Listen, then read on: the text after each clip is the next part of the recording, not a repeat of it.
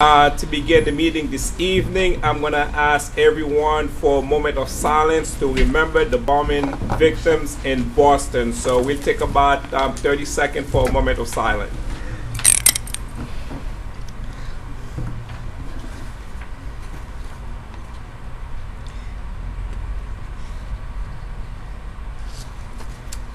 Thank you.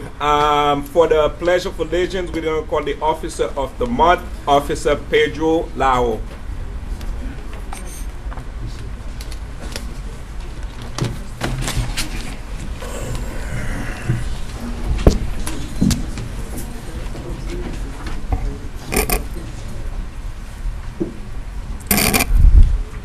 Good evening, everybody. I pledge allegiance to the flag of the United States of America and to the republic for which it stands, one nation, under God, indivisible, with liberty and justice for all. Thank you, Officer Leho. For the invocation this evening, we're going to call on Dr. Pastor Enoch Millien. Good evening, Council members, Mr. Mayor. I am so glad to be here this evening. We thank God for everything He has done for us, especially this week. We heard what happened in Boston. Our brothers and sisters. Let us think about our brothers and sisters in Boston. Let us give thanks for God for what He has done for us. But the Lord is faithful to us, whom shall establish you and keep you from evil. We thank God. God keep us from evil. Things that did not happen in North Miami. Let's keep working in North Miami. Let's give God praise and thanks for the mayor, for the council member, for everyone who work in North Miami. May God bless you tonight. Amen. Thank you, Dr. Pastor Enoch Millien. Mr. City Clerk, would you do roll call? Vice Mayor Steril. Here. Councilman Galvin. Here. Mayor Pierre. Here. Councilman Marcellus. Here. Councilman Bland. Here. Mayor, we have a quorum. Thank you, Mr. City Clerk. Mr. City Manager, any additions, deletions, amendments, and forward to the agenda? Yes, good evening, Mayor and Council. In terms of the layout, I would like to move tab F. And if we could make that immediately after the consent agenda. Okay. And the order then will stand as is. Okay. Any other amendments? Mr. Mayor, I'd actually like to move tab O above tab F, make it O, then F, and then the agenda. We have elected officials from other communities who are here this evening. And I'd like to defer to the elected officials who are here as well as the other members of the general public. Okay, who are the elected officials that are here? Councilwoman Inbar Cohen from the city of Aventura, Okay. Jesse Walters from the village of Miami Shores. Okay. Welcome. Okay, so we take tab O out of order. This is only a discussion item. This is not a voting item, so we'll take that discussion then. Okay. Any changes to the agenda? Hearing none, the agenda is now set. We're going to move on with special presentations. Dr. Luman Claude, the Deputy City Manager, for the first generation scholarship presentation.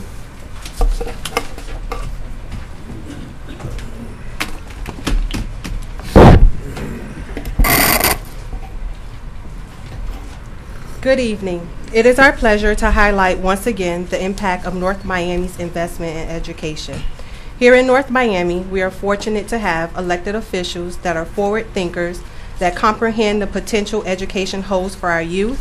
We invite our mayor and council to come down and join us on the floor.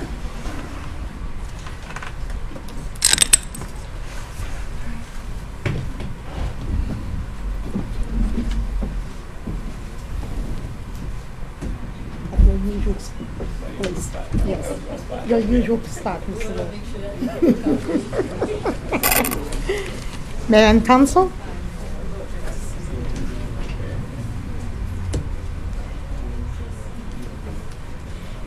It is in that spirit that Mayor Andre Pierre met with Florida International University President Mark Rosenberg, and the idea of an FIU North Miami scholarship was launched. The vision was shared with Vice Provost Stephen Moore, who quickly realized the magnitude of this partnership in terms of what he would offer to FIU, his students, and the city of North Miami. He proudly took the helm to make sure things were put into motion. Vice Provost Stephen Moore, would you please come to the front and join Mayor and Council?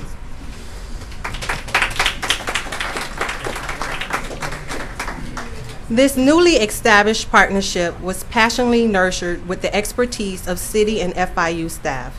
Meetings were held with Jan Solomon and Nicole Kaufman from FIU. The city began the process to create a 501c3, which materialized early this year. We invite Jan Solomon, Development Director, to please come to the front.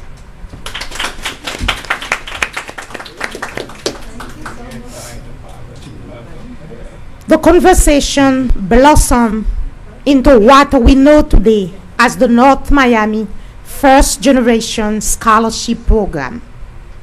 The First Generation Scholarship Program was established by the Florida Legislature in 2006 and is the only one of its kind to match private donation 100%. Awards are based on need assessment after all scholarship or grant aid has been applied, including but not limited to Pell Grant or Bright Future scholarships. To take advantage of this program, recipients must be the first generation in the family to attend college, a Florida resident, be accepted as a full-time degree-seeking student at FIU, and be enrolled for a minimum of 6 credit hours per semester. And most importantly, when completing the free application for student aid, applicants must indicate that they are a first-generation student. At this time, we call to the front Mika Figueroa, Associate Development Director for the First Generation Scholarship. We also welcome any other FIU administration that may be present. FIU graduate, what's that?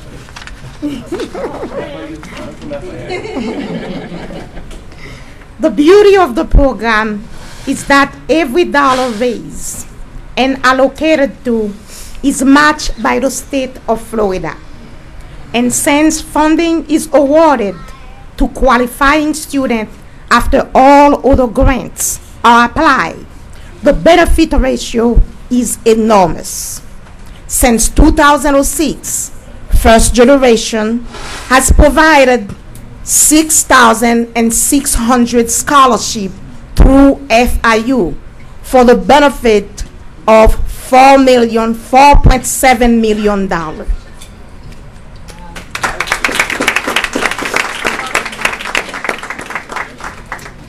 North Miami has indeed created a unique four-way relationship between local government, the private sector, FIU, and the state of Florida.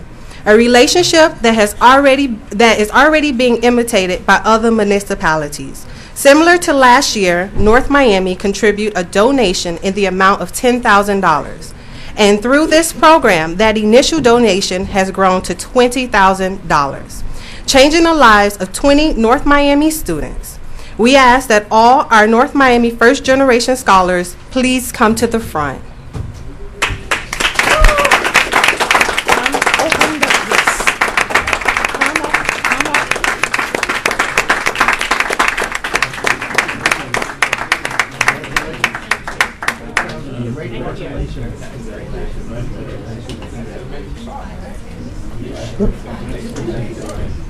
We invite all the parents and relatives who are here to come up front as well to support the scholars.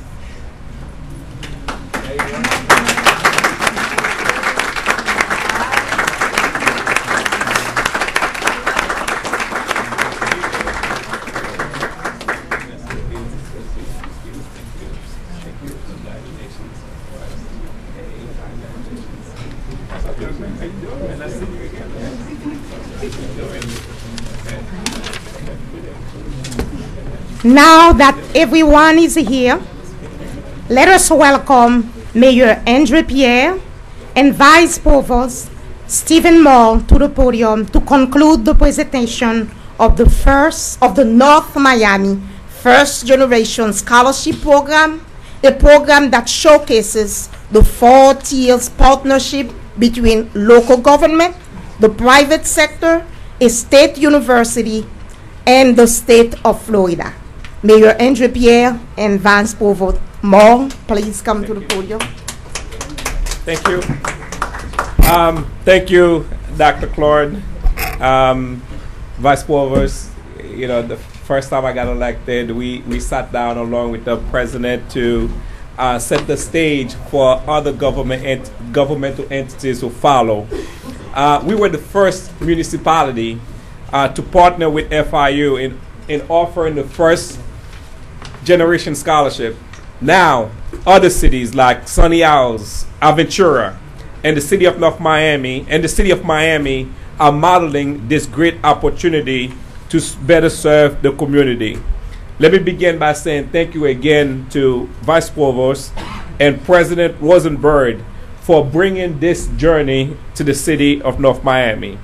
When we met along with your staff, and we were informed that the state set aside dollars for education that required a match, I knew that this was an opportunity for our residents to maximize on, to make sure that we could all get a great education. Also need to say thank you to the residents of this great city, the city council, the city manager, and the city staff for supporting that concept and making sure that it becomes a reality in the great city of North Miami. Through educational programs like the First Generation, Take Stock in Children, scholarships for North Miami Educational Center students, vocational education through the Biscayne Lending Agreement, we are empowering North Miami families and in return making this community a better community for our residents. And to the First Gen scholars, I wish you great success, encourage you to give back to your community. Make sure that you get involved, make sure that you engage with what's happening in this great community.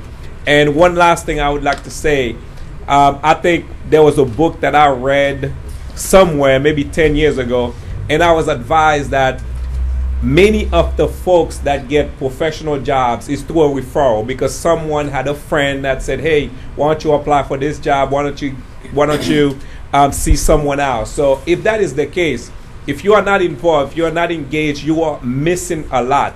And I encourage you to get involved, to be engaged with what's happening. This is your community. You pay taxes just like everyone else. You pay the utility bill just like everyone else. And I want you to make sure that you are having the opportunities that the city has to offer. Like First Lady Obama said, once the door of opportunity has been opened for you, leave it open so other people could get in. And that's exactly what we're doing in the city of North Miami. Vice Provost, thank you so much.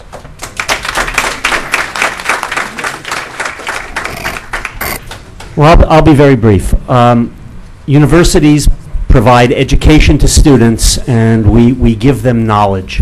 But your city commission and your mayor have something that's more valuable than knowledge. They have wisdom. They were wise enough to see a program that could benefit the people, the citizens of the city of North Miami. They were the ones who went out on a limb.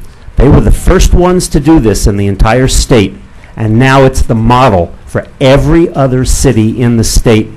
They're amazing. Thank you all so very much on behalf of our students and our university, and your community is going to benefit because 77% of our graduates stay here. They stay home, and they pay taxes. Thank you.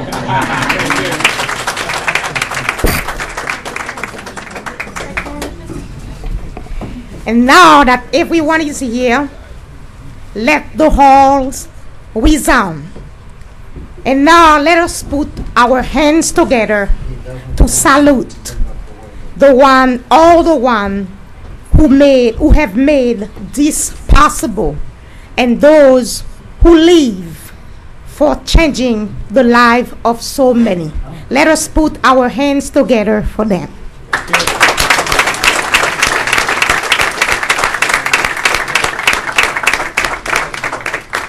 Thank you. Thank you. Oh, picture.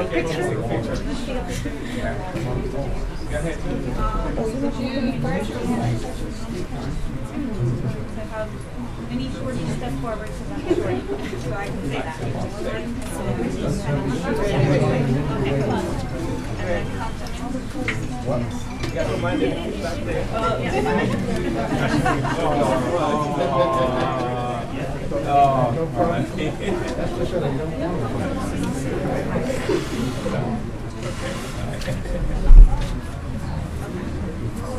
Good parents? Yes. I don't understand, like, remove the waiver. Yes, we are. Everybody faces forward. One.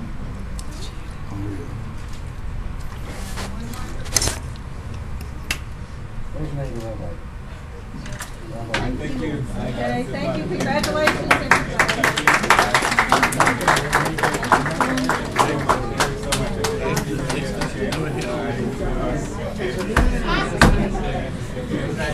Thank you so much. Always good to see you.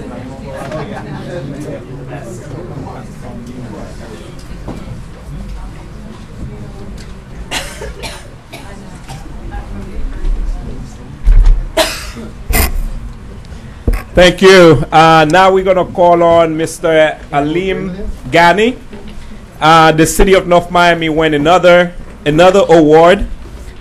We won the drinking water taste test at the Florida section of the American Water Works Association. So, Mr. Ghani, I think he has a trophy. Bring the trophy forward. Okay. There you go. Another award from the city of North Miami. Come on, let's give them a round of applause. Now, in the last 4 years, the city of North Miami won 4 national awards, including one of the 10 best cities in the United States of America, one of the best museums in the country. In addition to 4 national awards in the last 4 years, the city won 20 state, local, and county awards, including the best tasting water in Miami-Dade County. So this is definitely the city on the move. Mr. Ghani? Okay, Mr. Ghani. Thank you very much, Mayor. In commemoration this event, also we would like to celebrate as part of the award-winning Water in North Miami, the Conservation Month from the American Water Works Association. I'm just going to read a short synopsis of their message to everyone. Florida is calling upon all its citizens and businesses to help protect our most precious resource by practicing water-saving measures and becoming more aware of the need to save water. Why conservation is so important is because 2% of our world's water is fresh. Why is a basic and essential need of everything created? Because 75% of all our bodies and living creatures has water or consists of water. The state of Florida and the water management districts are working together to increase the awareness and importance of water conservation. April is traditionally the driest month in Florida. Since 1998, water conservation and practitioners, and including the governor and cabinet throughout Florida, has declared April as Conservation Month, and encouraging conservation during dry periods. During dry seasons, awareness activities are promoted. As part of the awareness activities, the City of North Miami and the Public Works Department has always encouraged and supported water conservation through various educational programs and special events. And in this regard, we are moving forward to protect one of the most precious resources that we have, that is our drinking water supply. Thank you. Thank you. And can we just give you this proclamation in honor of April is Water Conservation Month, presented to Mr. Alim Ghani, who's the Director of Public Works. Thank you so much for all you have done in the city of North Miami, sir. Thank you.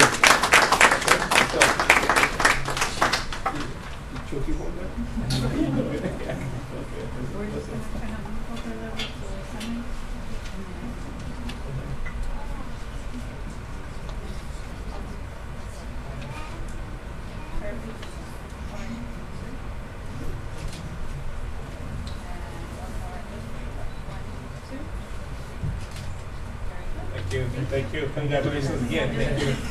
And congratulations. Thank you. Congratulations. You still on there? You still have to work with it. Okay. I got stuff. Come see you again. Okay. Appreciate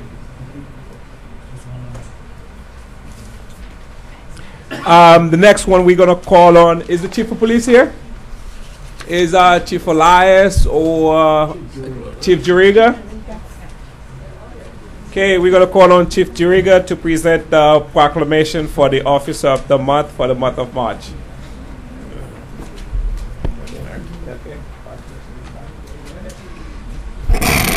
Good evening, everyone.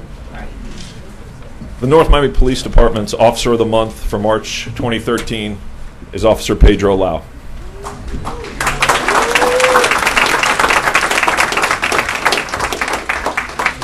Pedro is joined by his wife, Carissa. Thank you for being here. Officer Lau is a canine handler and field training officer who is currently assigned to the midnight shift. Sergeant Diana Roman nominated him for this recognition. Earlier this year, Officer Lau responded to a customer dispute. After the call was handled, Officer Lau became suspicious of one of the subjects when he walked away from the vehicle he had arrived in. In order not to alarm the subject, Officer Lau discreetly conducted a records check on the vehicle's tag. That revealed that the vehicle had been stolen from the city of Miami Gardens. Rather than impounding the vehicle, Officer Lau coordinated with other officers to maintain surveillance on the vehicle. Shortly thereafter, the subject returned, took possession of the stolen vehicle, and as he attempted to flee, was tactically stopped and taken into custody. In another incident, Officer Lau responded to Keystone Point regarding 4 suspicious subjects. Officer Lau, along with backup officers, saturated the area and remained vigilant until one of the subjects was spotted lurking by a vacant home. The 3 remaining subjects were found hiding from the officers by a boat dock. All 4 subjects were arrested for loitering and prowling, and each of them had passed for robbery, theft, and burglary. As you can see, Officer Lau's actions took multiple criminals off the streets of North Miami and certainly prevented additional crimes from occurring. His performance is commendable, so please join me in recognizing Officer Pedro Lau as Officer of the Month for 2013.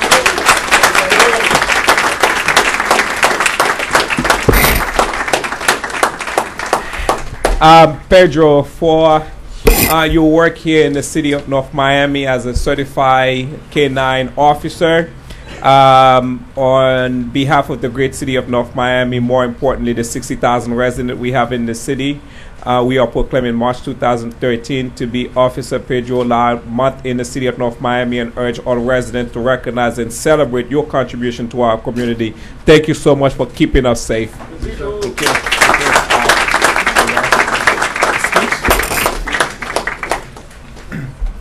Good evening, everybody. I'm honored to be here. Thank you for this.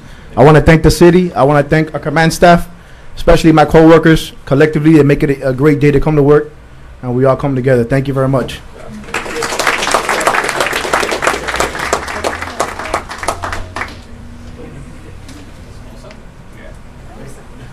Esposa, ven aquí.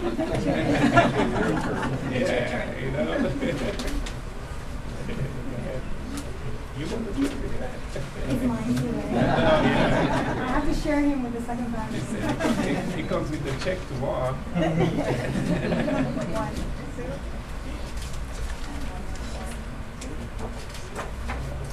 Okay. You guys could hold on one second. We're going to call on Major Robert Bage. Again, this weekend, the city of North Miami competed on a 5K run which was sponsored by the Cuban American Bar. And come on, guys, come forward. Major Bage, Officer Aleda. And we went to South Miami and we just run them down. He came at first place. Let's give him a round of applause. You know, you talk about runners from all over South Florida were there. Major Bage and his kids came out 5th place. Let's give him a round of applause. Okay. And our very own city attorney came in last place. So let's give her a round of applause. So, Major Page, you guys want to say a little things about the race? Come, go ahead. All right. I just want to thank the city for being able to sponsor me and be able to represent my department in a good light. And thank Major Page for running with me. And that's about it, Major. Okay. You want to say they were running too. This is their trophy. They were part of the runners. Go ahead. Go ahead. She's shy. Right. Thank you. Let's take a picture with the runners. Regina, you can come down. Although you got last place, you can come down. For the record, Mr. Mayor, I did not get last place. It was somewhere in the 50th. Somewhere in the middle.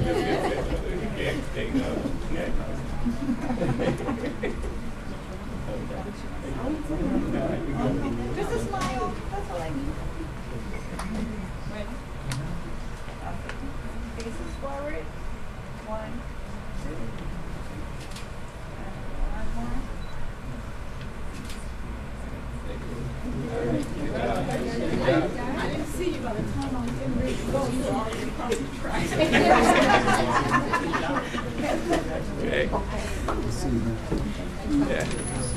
Okay, the last proclamation of the night.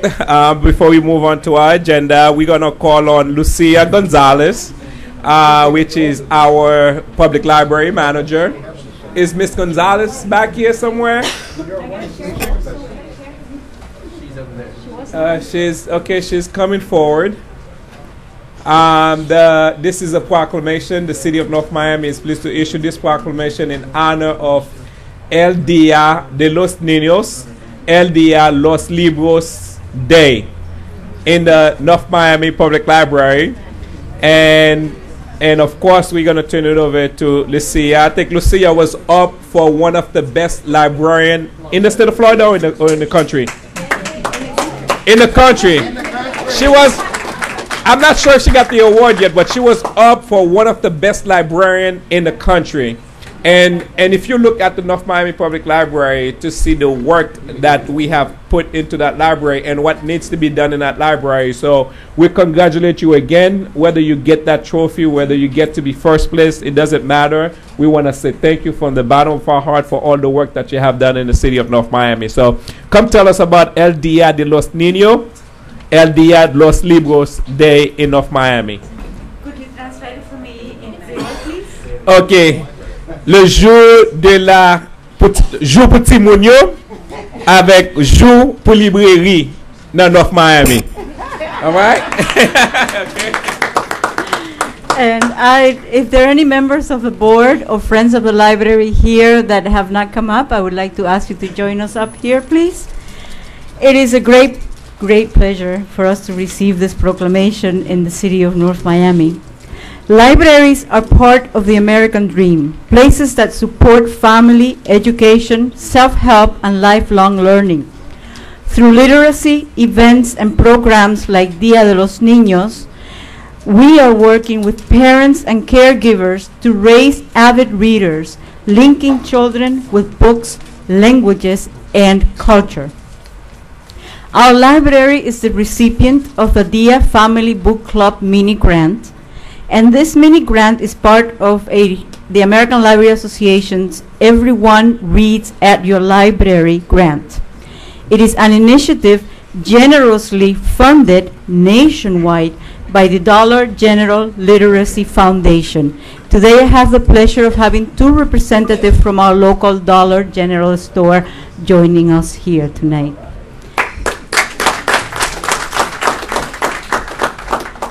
This year, we kick off our Dia Family Dia Book Club series with a visit by an award-winning children's author and illustrator. We're bringing him from Portland, but he's originally from Mali.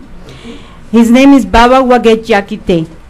All children that attend will receive a free copy, signed copy of the author's book, The Hunter and the Crocodile. A beautiful book. And the author will be taken around to visit 6 of our local North Miami schools. We are especially thankful to the Dollar General Literary Foundation, to the members of our board, to the Friends of the North Miami Library, and to our city for supporting the North Miami Public Library.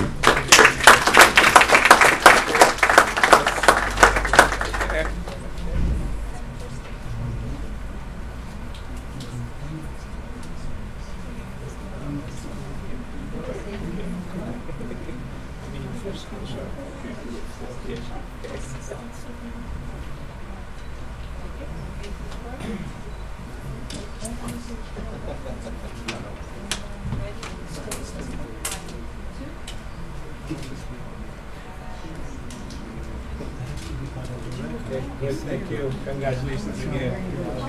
And good luck for you for that award. Okay. You have an announcement? Yeah, okay. When they do it, do you know? Hey, how you doing? Yeah. All right. How you doing, sir? All right. Okay. That's such a good job. You know I love the library. I got to make 500 grand. State of Florida. Thank you. Yeah, one thing is library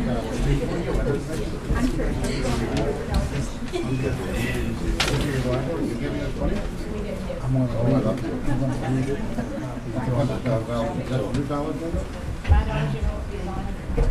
Okay. Unless you want to read it, I'll you can read it. That's no problem. Okay. Before we do city events, Progress 2013 on the consent agenda, let's move on, which is tab O. Mr. City Clerk, tab O. Discussion regarding National Day of Prayer, May 2nd, 2013. Okay, this is an item that was passed by the City Council, 4-1 vote. Councilman Glenn, who voted for it, asked for it to be discussed again. This is not an item that we are going to vote on, so Councilman. Well, I'd like to revisit this issue and make a motion to reconsider this issue because I believe, in all due truthfulness, the whole story was not told to us. I get the impression, very distinct impression, that Pastor Jack was not going to have a multi, M-U-L-T-I, multiple denominational meeting. And that's why I'm here to question it. I would second that and ask that we open the matter for public discussion. Thank you. Your question is, you are asking this item to be Because discussed. it is a prayer day by the President, who indicated in his message to the citizens of the United States, it was multi-religious. Many religious organizations were going to be involved, not one or two. And I don't get the impression that there is Councilman. religious organization. So you need more information on that, or what is exactly? Well, that you let's wanna do? see what's available to us. Okay. So I mean, I'm trying to figure that out. I mean, we have a room, packed with people that want to speak on the subject matter, which is not a problem for me at all if that's what we want to do. But I mean, we could. It's a very important issue. I understand that, but we could save the time if this is not an item that we're going to be voted on, rather than. Well, if it's not multi-dimensional. So what is your question? I would vote against it if it's not multi-religious. Okay. He doesn't have enough representation, like President Obama requested. Okay, so Mission Miami. From religious organizations. Okay, Mission Miami is made up of how many faith that is part of Mission Miami? According to their website, they're a coalition of pastors, Christian pastors, so that does not acknowledge other religions. It's very exclusive, not inclusive.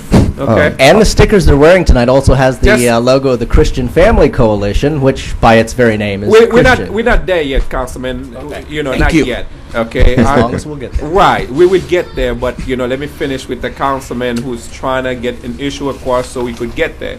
So your issue is not. I'm saying it is exclusive, not inclusive. Okay, it's exclusive, not inclusive, because it's only pastors. They don't have rabbi. They don't have priests, and that is part of their organization. And it's not multi-religious. Right. Wait. Yes. You're not a rabbi. Okay, just 1 second. We will get there. I mean, so because of that, you want to re-vote on that. Right. Okay. Okay. I mean, that's no problem. I guess, we're going to give the members of the public an opportunity to speak on this issue. And we're here to hear what need to be said about this, okay? Pastor Jack, Sure. how are you? I'm doing great. Thank you, Mayor, and thank you, Council. Just hold on Sure. a minute, Mr. Mayor. Mm-hmm.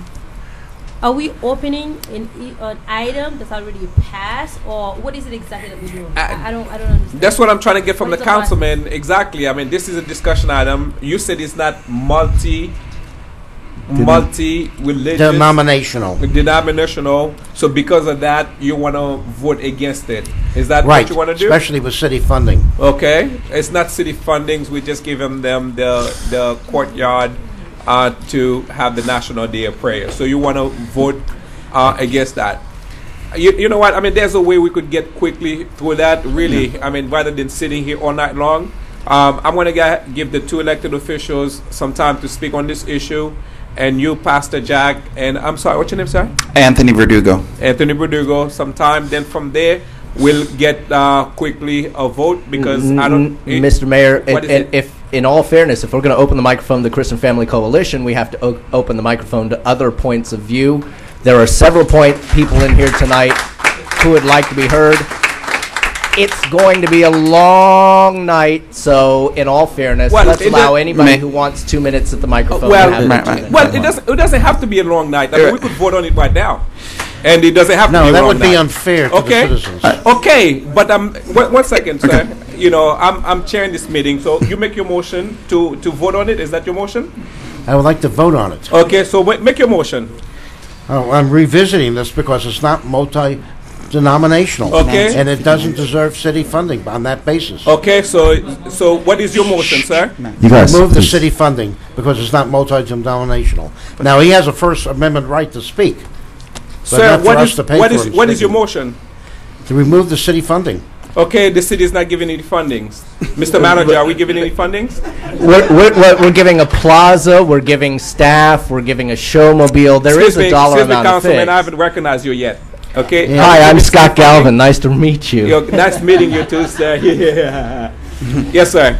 Mayor, there is no funding. There is city personnel costs. That is considered funding, in my opinion. It's $750.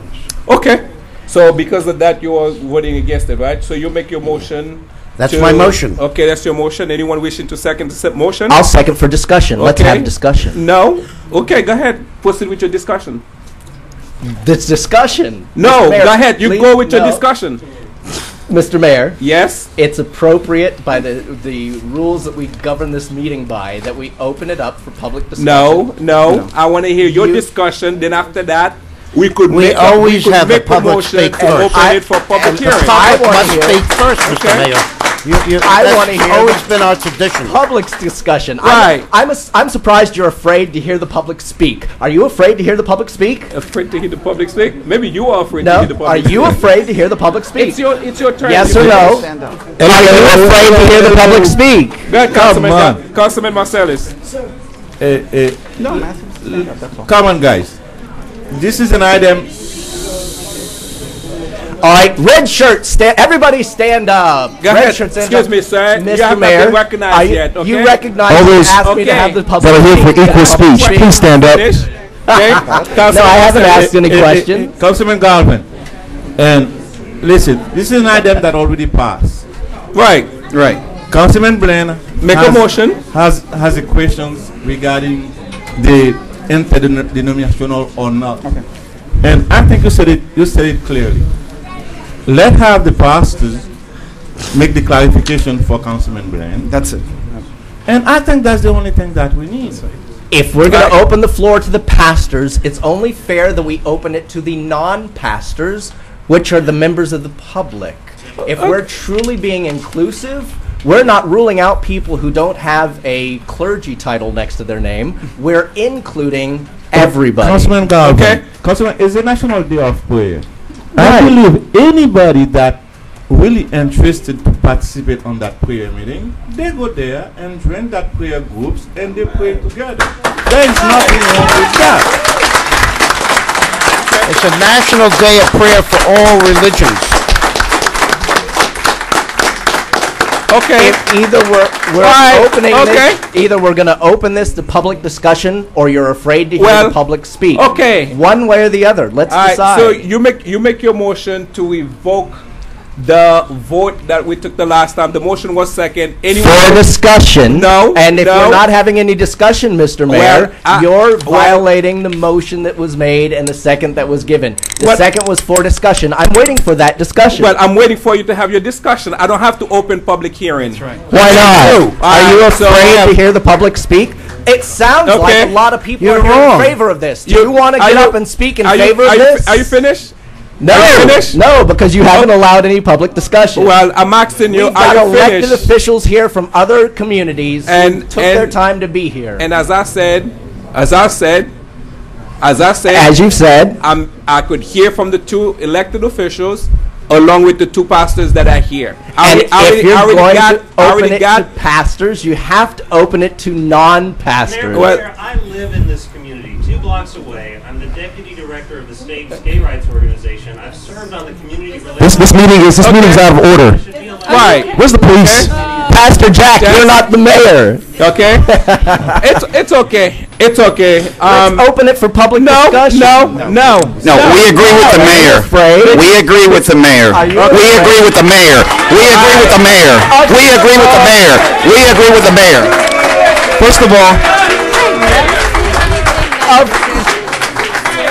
Of course you agree, Mr. we're all going to sponsor this. What's this have to do with the Of course city? you agree.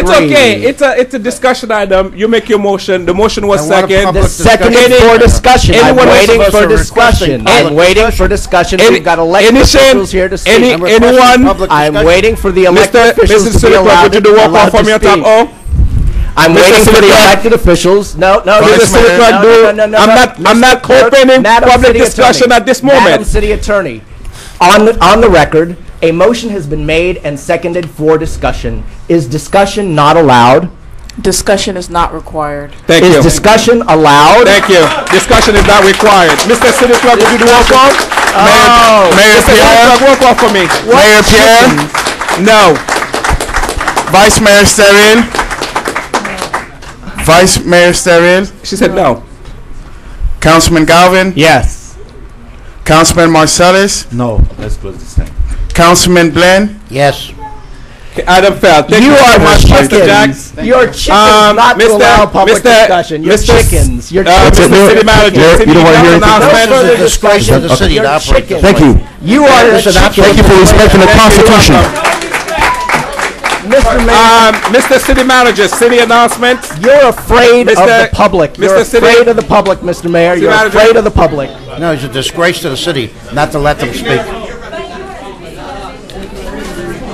Okay, no problem. Welcome to North Miami. ahead, We ma'am. do things differently here. Ma'am, go ahead. Mr. Mayor, I'll say again, you're afraid of the public. You have people who took their time to be here tonight, and you refuse to let them speak. You have elected officials from other communities who took their time to be here tonight, and you refuse to let them speak. Mr. Mayor, you're a coward. Proceed. At this time, we are ready for city events. Mr. Prudant, thank you very much.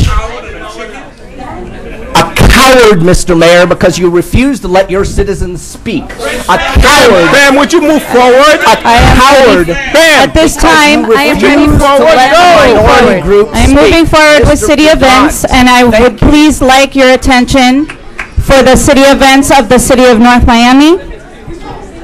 I understand we are clearing out of the room, but please can I have your attention at this time? We do have a lot of important events that we've worked hard to present for our community, and I'd like to share that with you. At this time, now through May 18th, we are embarking on a book drive for our sister city through our sister city international relationship with the city of Delma in Haiti.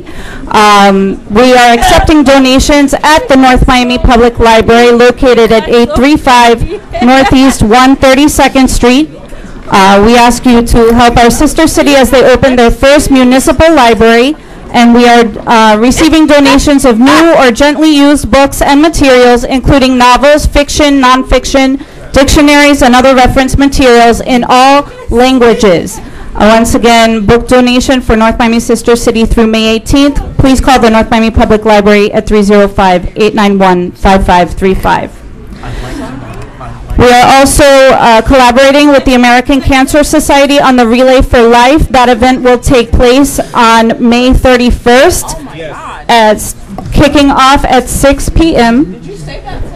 and running through 12 noon on June 1st. It will take place at the North Miami Athletic Stadium, and we are, the American Cancer Society's Relay for Life is a life-changing event that helps communities celebrate cancer survivors, remember loved ones lost, and fight back against the disease. Throughout the nation, teams from the community are formed to participate in their local relay event. Each team participates in fundraising, camps out overnight at the relay, and takes turns walking the track. For more information, we ask that you log on to relayforlife.org/North Miami FL to register your team today.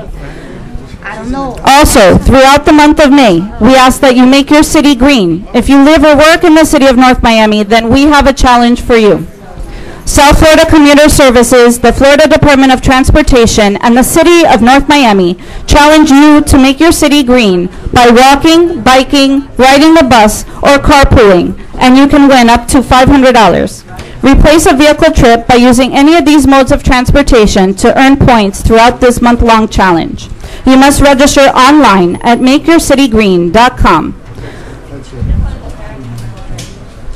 Tomorrow, Wednesday, April 24th, we join the North Miami Police Department and the PAL Police Athletic League of North Miami as we break ground on the long-awaited Police Athletic League of North Miami facility, located on the grounds of North Miami Senior High, Cagney Park, the city's Cagney Park, tomorrow morning at 10:30 a.m. That's located at 13100 Northeast 8th Avenue. For more information on the Police Athletic League of North Miami, please contact the Police Department at 305-891-0294.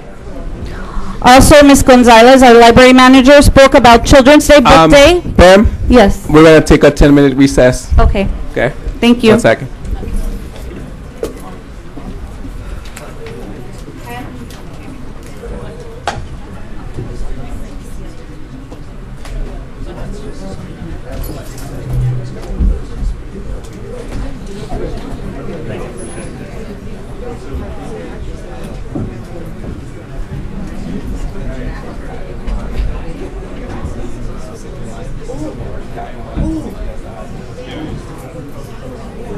Ms. Pam Solomon, you were doing city event announcement. Would you please proceed?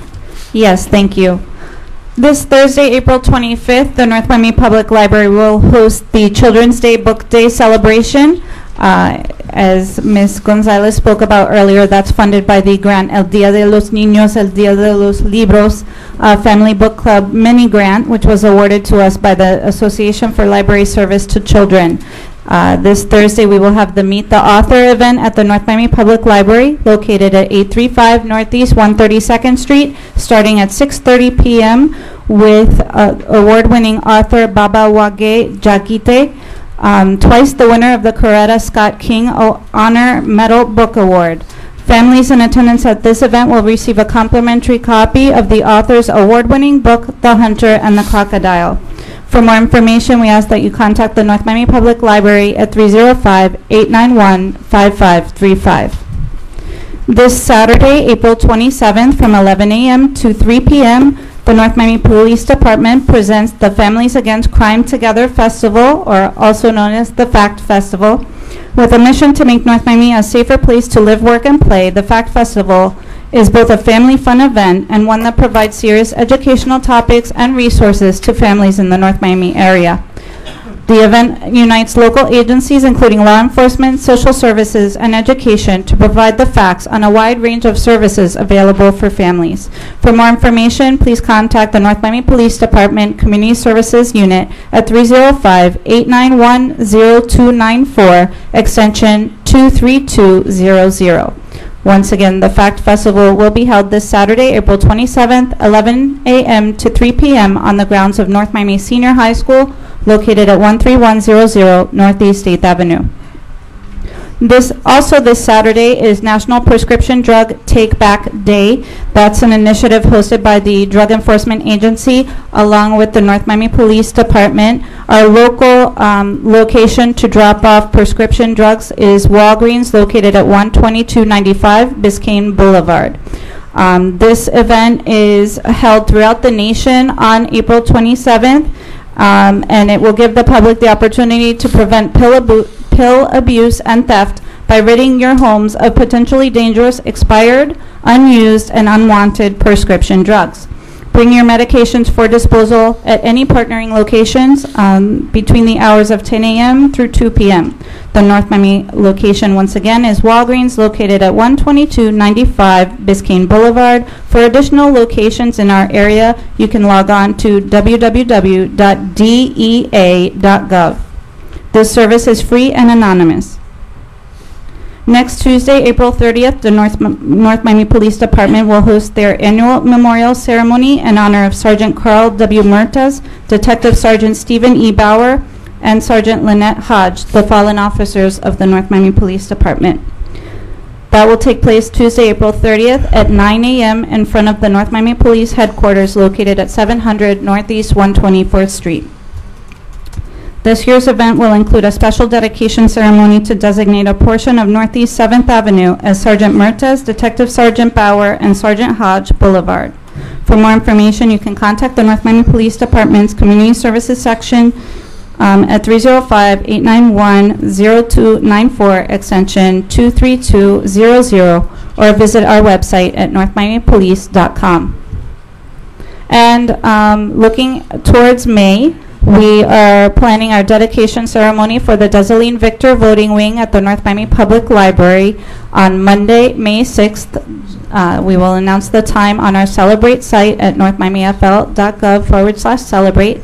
That will take place at the North Miami Public Library, 835 Northeast 132nd Street. This ceremony will honor Desaline Victor as the library's program room is named in her honor as designated by the City Council earlier this year on February 26th in honor of her determination to cast her vote on the first day of early voting for the 2012 presidential election, despite long lines and her young age of 102 years old. For more information on any of these events and programs, please visit our website, northmiamifl.gov/celebrate. Thank you. Thank you, Pam. Progress 2013. Any updates? Yes, Mayor. We are pleased to announce that we are proceeding. We have our website up with all of the items that Mayor and Council approved.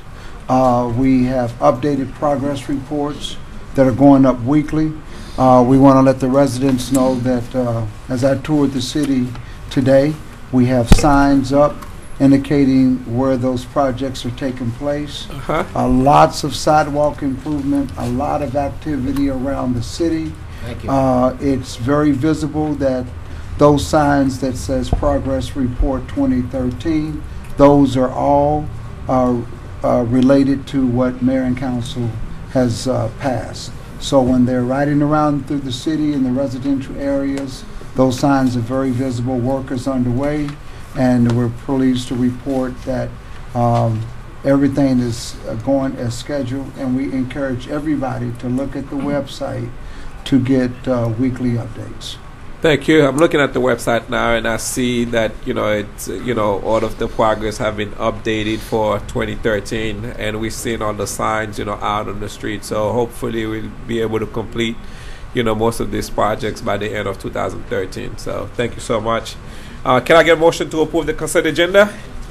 Move to approve the consent agenda. Okay, I second that. Anyone wishes to record a no? Hearing none, item pass. Tab F, Mr. City Clerk. A resolution of the mayor and city council of the city of North Miami, Florida, providing for approval of a modification to the bifurcated ground lease between the city of North Miami, Florida, the Oaks I, at Biscayne Landing Condominium Association, Inc., and Royal Oaks Lane, Biscayne Landing, North Miami, LLC, authorizing the city manager and city attorney to negotiate and execute the modification, providing for an effective date and all other purposes. Okay, this item has been continued several times. Public hearing is open on tab F. Anyone wishes to be heard on tab F, please come forward.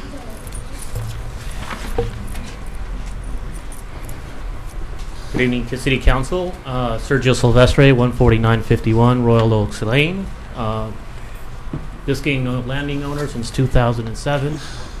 I hope after this being the fourth time this item comes up before the agenda, I hope that you guys please assist the Oaks in approving this first grant of assistance from iStar Financial and getting the amenities started for Biscayne Landing and the Oaks, and that we continue to move forward with the rest of the issues that the HOA and the original owners here have.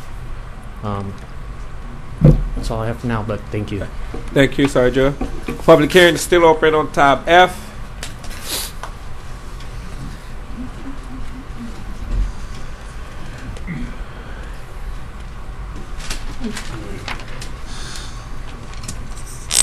Mr. Mayor, members of the council, my name is Cliff Schulman. I'm an attorney with Weiss Road and Helfman at 2525 Ponce de Leon Boulevard, Coral Gables, Florida. Mr. Mayor, in the beginning, and not to get biblical on you, when Biscayne Landing was formed, there was a master association that was formed that had responsibilities that you now have.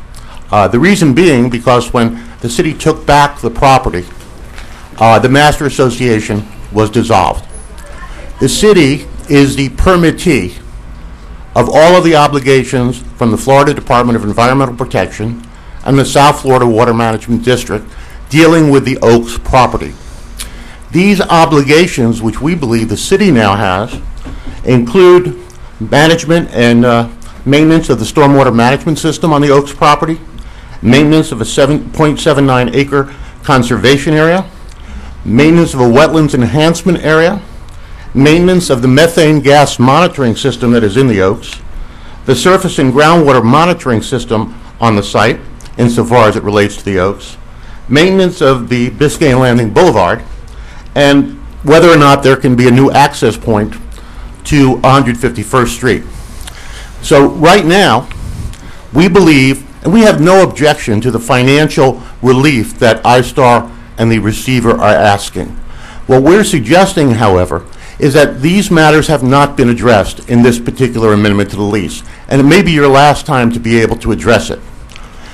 We are forming a new master association, Olita Partners, to take care of the 184 acres that we are basically have full responsibility for all of those things in our 184 acres. But for the 9 acres that constitutes the Oaks, we do not have that responsibility. The city does. The quickest and easiest solution to this particular situation, so that the city is not responsible for the cost of these various items, is to put a provision in this amendment to the lease that requires the receiver, on behalf of those he represents, to join in the new master association. Thereby, all of these costs and expenses will be prorated and shared by everybody for the entire 193 acres. But as it presently stands, you hold that responsibility for all of these obligations that are pending and will be costly. We have also been informed that the Water Management District is highly recommending a unified master association, including the Oaks and the remainder of the property. Therefore, we would suggest quite simply, if you would just add a condition to this amendment that requires the Oaks to basically join the master association, then the city is off the hook, and those costs will be shared by all of the property owners in Biscayne Landing, including the Oaks and Olita Partners. Okay, thank you.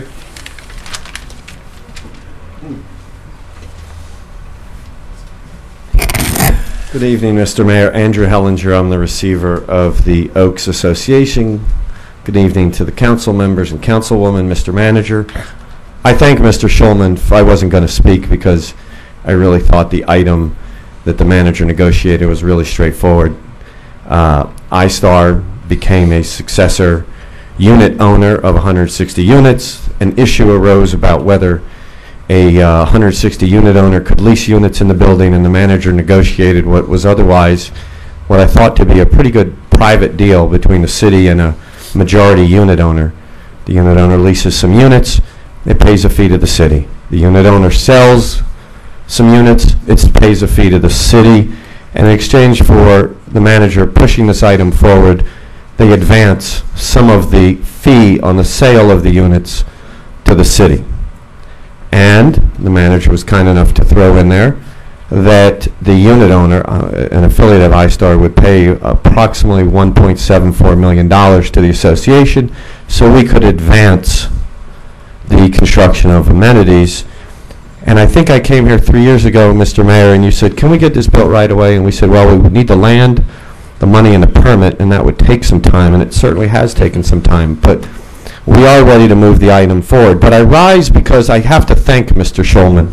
I didn't think we would get into this issue, but what Mr. Schulman really means is that his client, Olita Partners, who has an item to follow this, can't really build the plan it wants to build without addressing issues that Olita Partner raised with the Oaks and this council a long time ago, and that is that they would like some access to a gatehouse, they would like some access, they would like a private road put through a public road put through a piece of Oaks property, and they want to distance themselves from Mr. Swerdlow's prior promises to this council to pay $2.5 million to the Oaks. So I think the council, in its wisdom, should approve this item as being in the best interest of the city and the best interest of the Oaks.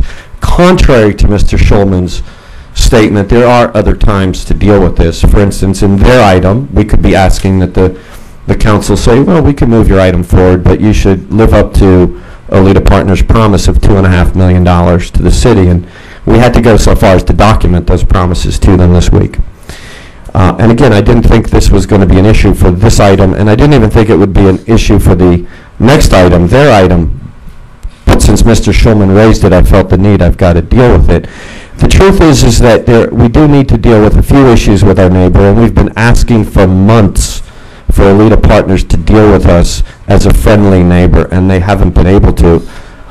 Except today, about an hour before I came here, I received an offer from Olita Partners. I haven't had a time to review it, but we will, and we will respond to it, and we in good faith will try to resolve the issues that are near and dear to them on roads and drainage and permits and permitting and maintenance and things like that. But as to the specifics, anytime there has been a maintenance issue where the Oaks would be obligated for a portion of it, for instance, gas monitoring, we've written a check back to the city. The city sends us a bill, I pay it right away. Things need to be cut or repaired, the city sends us a bill, I pay it right away. That's not the issue. This item will come before the council many times again, because if we don't have an agreement on issues like roads and stormwater management and gas monitoring, the Oaks won't be able to get its construction permit, and they won't be able to get their permit, because the jurisdictions responsible for the Biscayne Landing property have said, we would like you all to agree on a master association that would govern these types of issues, and we've said, geez, we'd like to do that. These are the issues near and dear to us. These are the issues near and dear to you. Somewhere in the middle is a nice resolution. And unfortunately, for 6 weeks, they've done nothing until today, and then they stand up and try and tie this item, which benefits the city and benefits the residents of the Oaks, to the issues that are near and dear to their development and only their development, without dealing with the Oaks issues. With all due respect to Mr. Schulman, the items he raised have nothing to do with the item that's before the council today. This item arises because somebody suggested that iStar needed some relief from Boca Developer and Swerdlow's lease commitments in their original lease to lease their units or sell their units. And rather than make it a fight, they came to an agreement with the manager. That's what you do. You make agreements. And so there was a middle ground reached where essentially iStar said, you know what, Mr. Manager, you're right. We'll pay you what you think you're entitled to. And you know what? We'll contribute now to get those amenities built. And so what did iStar get? iStar got the right to lease its units and sell its units, which is in the best interest of the community as soon as possible. We need to build the amenities. We need to convert rental units into units that people are living in a condo that was built to be a condo. The issues that Alita Partner has with their property and a friendly neighbor and issues of drainage and traffic and roads, I promise you we will work diligently to work those out. But for Mr. Schulman to say hold the Oaks hostage for another 3 years after this developer abandoned these owners originally is the wrong way to go. And as again, we will be back in front of this council for approval of a construction permit, and I am positive that the planning department, Ms. Callaway over here, is not going to let us move forward if we haven't solved this problem. Thank you. Thank you, Mr. Hellinger. Anyone else who wishes to be heard on tab F?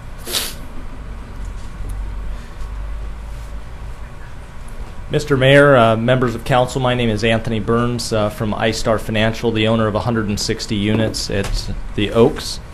This issue has been a long time coming. We've worked very diligently with the manager to come up with a solution for not only the city, but also for the residents of the Oaks that will fix this long-standing problem. And I think we've come to a solution that's in everyone's best interests. We've come up with a solution that allows for the amenities to be built. iStar is effectively putting in the seed money necessary to start the design, development, and construction of those amenities. The people at the Oaks have spoken. We've gotten a resolution from the association to move forward with these amenities, and now is the time to actually get this done after waiting for so long. I believe 3 meetings ago, there was some concern regarding the increase in the minimum sales price and the specificity and the schedule of the amenities. We've taken those issues to heart. We've addressed those issues with the manager to alleviate any of the concerns that the council had at that point. And at this time, we would strongly urge you to move this forward. The people and the unit owners at the Oaks have waited long enough for these amenities to be built. The city gets what they need in terms of the payments, and I think now it would be the best opportunity to move this forward. Thank you very much. Thank you. Anyone else wishes to be heard on tab F? Hearing none. Public hearing is now closed on tab F. Councilman Blinn? I agree with you. This is an opportunity to get this moved forward. Mr. Burns, have been into my office several times. I want to disclose that to the public. I think this price is reasonable. I think we should go ahead and vote on this positively. Councilman Marsalis? Mr. Manager, the Master Association that we have on the Oaks, who controlled that association? Through the mayor, councilman. Before we had a developer, there was no master association. In the Alita Partner agreement with the city, we mandated that there will be or would be a master association. As you know, when we negotiated that deal, the Oaks was already bifurcated somewhat because that property existed and it was not a part of the sale to the Biscayne Landing site. So their lives, the objective is to get everyone there on site, including the Oaks, to be a part of a master association. And I would reiterate that this is probably not in this agreement the venue to ensure that. But I will say that the city will work and we will be successful in getting that done.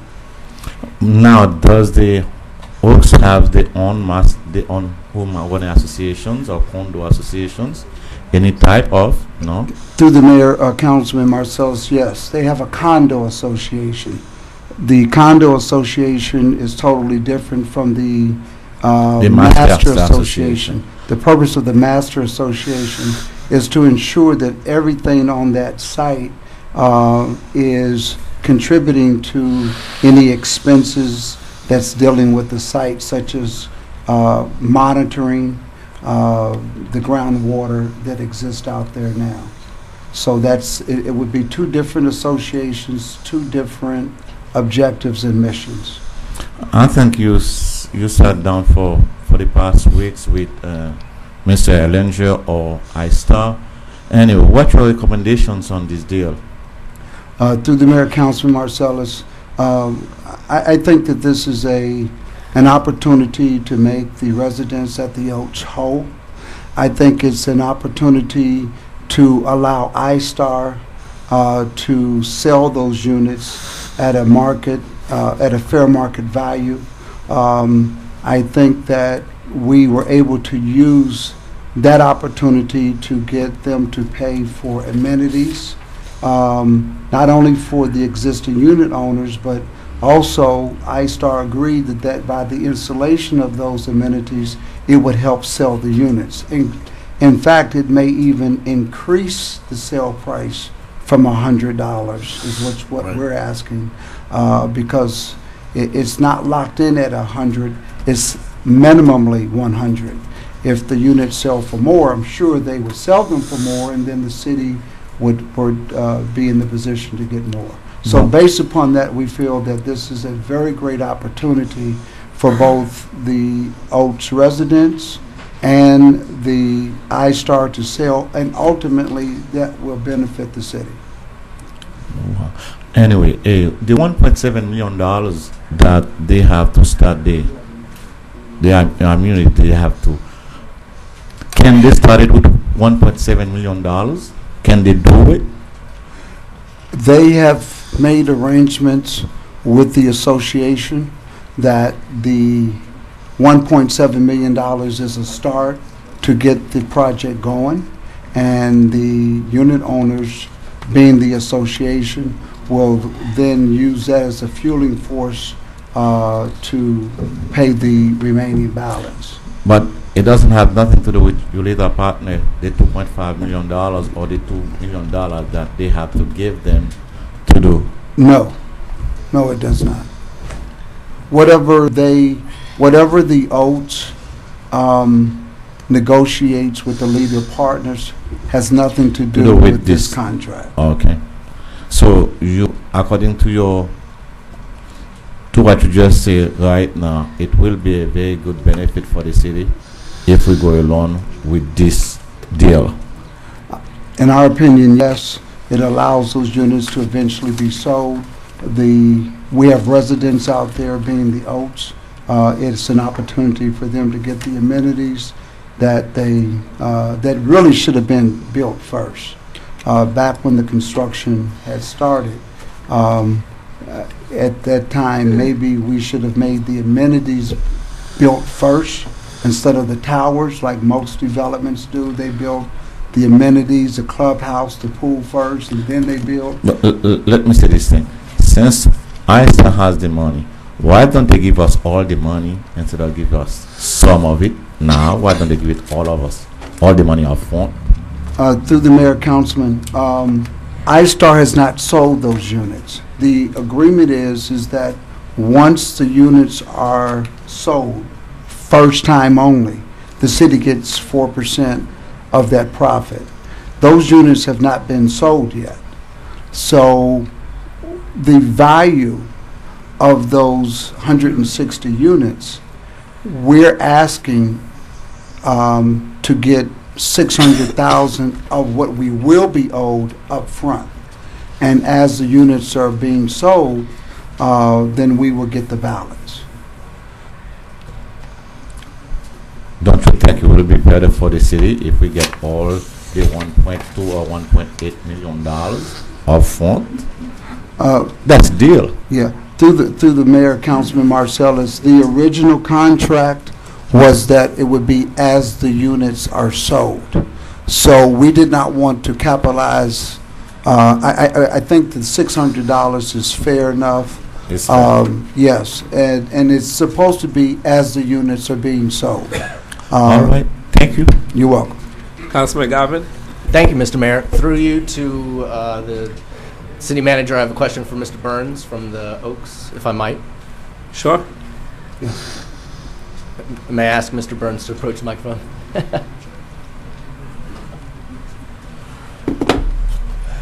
It's great to see you here tonight, Mr. Burns. Thank you. And I'm very excited that these residents are about to be made whole. It's a long time coming. It is. We're being, the deal that you've negotiated through the city manager was to pay a bigger number up front rather than spread out over the life of the deal. Why did the manager ask you to make an upfront payment larger than normal? Well, the way the payment is structured is effectively like a draw. So whatever the 4% ends up being, it will be based on the gross sales price. The manager had requested that we pay some up front. We never got into the specific nature of why that request. I naturally assumed it's better to have $1 today than $1 tomorrow. And so that's how we've been operating under the premises. The city wanted to get as much up front. We were somewhat agnostic in terms of what that dollar amount would necessarily be. We eventually agreed upon the $600,000 number as a fair number for what we would pay to the city as a draw against those future. But in terms of the specific causality of that question, we never got into that. It was simply a matter of, the city, if the city can get money today, that's better than having to wait 6 to 9 months when we start the sellout process. Over the long term of the deal, are we receiving anything less than we would have received normally? No, you're receiving everything that you're entitled to per the bifurcated land lease. All right, thank you. Mr. Manager, why did you want extra money up front as opposed to spread out? I mean, I get it, $1 in hand is better than down the line, but at the same time, we're flush with cash right now. Was there a reason why you wanted extra money up front? To the mayor, yes, Councilman. This site historically has had an issue of trust that has not always panned out. The original deal, the original developer was supposed to give the city all of this stuff. And we did a deal and we got nothing. So when it comes to this site, I want to make sure that anything that is due to the city, that we get it up front as much as possible, because historically this site, whether it's the Olds, whether it's Alita Partners, in the past deals were made, promises were made, then deals fall through and the city's left holding the bag. So that's why. But you feel comfortable with the partnership we're about to enter into tonight. You're not casting aspersions going forward. You're just air of caution on things in the past.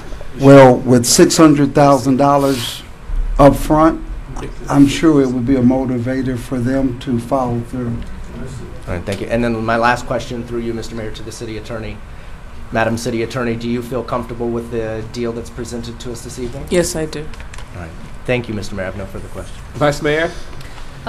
Thank you, Mr. Mayor. I really don't have any questions because I met with all the parties dealing with this issue, and I'm ready to move on with the city manager's recommendation. Okay, can I get a motion to approve? So moved. Okay. Second it. Has been seconded. Anyone wishes to record a no? Hearing none. Item pass.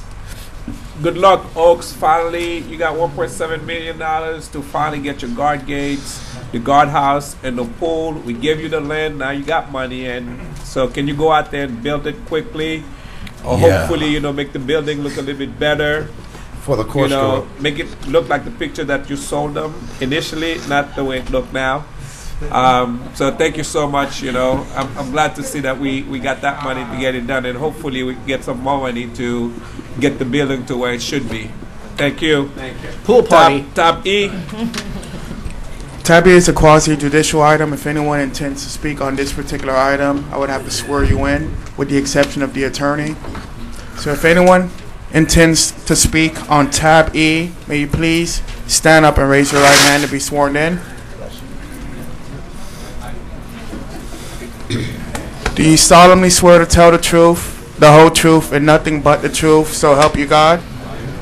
Thank you. You may be seated. Tab E, propose a resolution of the mayor and city council of the city of North Miami, Florida, authorizing the issuance of a conditional use permit for the conceptual master development plan for track A of Biscayne Land and Plate in accordance with Article 3, Section 3-405 of the City of North Miami Code of Ordinances, Land Development Regulations, providing for an effective date and for all other purposes. Public hearing is open on tab E. Anyone wishes to be heard on tab E, please come forward. Well, I'm not Enoch Marian, 12620 Northeast 4th Avenue. I'm not going to say anything about this, but before I leave, I just want to say to the mayor, the council members, thank you, Mr. Mayor André Pierre, for what you have done over the years, 2013-14. You have done a good job in our city, and may God bless you and your family. And also, I'd like to say thanks to the council members who work along with you. Was done a good job. Once again, thank you on behalf of my family and I. Thanks again. May God bless you. Thank you, Dr. Millian. Anyone wishes to be heard on tab E? Mr. Mayor, Cliff Shulman, 2525 Ponce de Leon Boulevard, Coral Gables, representing Alita Partners. Do you want to hear from us first, Mr. Mayor, from staff? Normally, staff makes a presentation and then we follow up. Yeah, that's no problem. Yeah, Mr. Manager. Yeah, Mayor, they did inform us today that they do have a presentation if you so. Yes, that's no problem. Sure. Okay. Then the public hearing will follow? Yes. Okay. We can hear from staff first, and then we'll have Mr. Schumann. Thank you. Thank you. Good evening, Maxine Calloway, Community Planning and Development Director, City of North Miami. Staff is recommending tonight approval of the conditional use permit that's before you, subject to the 16 conditions that are enumerated in staff report. The developer tonight is proposing a mixed-use green development on a 184-acre site, which comprises of 3,755 multifamily residential units, a 560-unit assisted independent living facility, a 150-room hotel, approximately 1.1 million square feet of commercial and retail, which includes 377 square feet of auto mall, a 10,000 square feet community center, a 7.2-acre active park, and an additional 43 acres of open space. Should the council approve the conditional use permit tonight, the applicant will be required to come back before the council and the planning commission with each phase of the development. The applicant is proposing 4 phases of development, one phase being the Spine Road, an additional phase being the commercial component, which will cover approximately 86.96 acres, which will be implemented in 2014. Phase 3, which will be an auto mall and a living facility, which will cover approximately 8.2 acres, which is the auto mall, and an additional 9.57 acres, which is the assisted living facility. That is projected to be implemented in 2015. And phase 4, which is the final phase, which will be the residential component, which will comprise of approximately 7.256 acres, which will be implemented in 2016. We have invited the applicant here tonight to make a brief presentation to show the conceptual master plan, and at which time staff will be available to respond to any questions.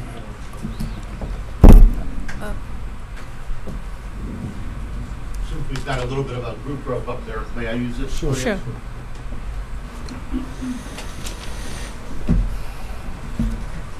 Mr. Mayor, members of the council. Vice Mayor right now. The mayor is Madam Vice Mayor, how are you? I'm still Cliff Shulman, 2525 Ponce de Leon Boulevard, Coral Gables. Before we get started, let me introduce some of the people who are here with me today. Our architect and planner, Kobe Karp, is here. Kobe, just raise your hand. He'll be making a presentation. Our project manager, Herb Tillman, is here. And our project engineer, Darrell Lee, is with us today to answer any questions that may come up. Because this is a quasi-judicial matter, I just want to make a record and put into the record certain items. The first would be, of course, the staff report and recommendations alluded to by Ms. Calloway as they appeared before the Planning Commission and the Council. The lease between the city and Alita Partners dated May 29th, 2012, as amended.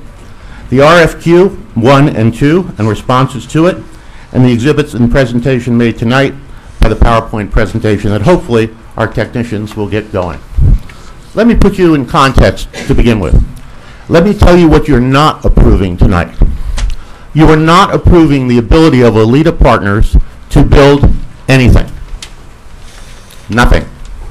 As Ms. Calloway indicated, the only thing that is being approved tonight is a conceptual plan that, according to the condition number 4, nothing can take place until we come back to you and the Planning Commission with new submittals in greater detail than a master conceptual plan. This master conceptual plan, in fact, is very similar to the one that was attached to the lease as Exhibit B.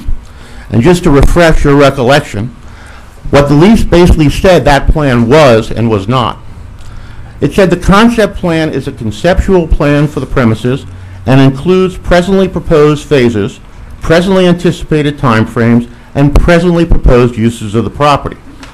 However, the tenant and landlord recognize and agree that except for the park property, the location and boundaries of which shall not be changed without the written consent of the landlord, the development plan for the premises will change over time based upon changed market conditions and needs.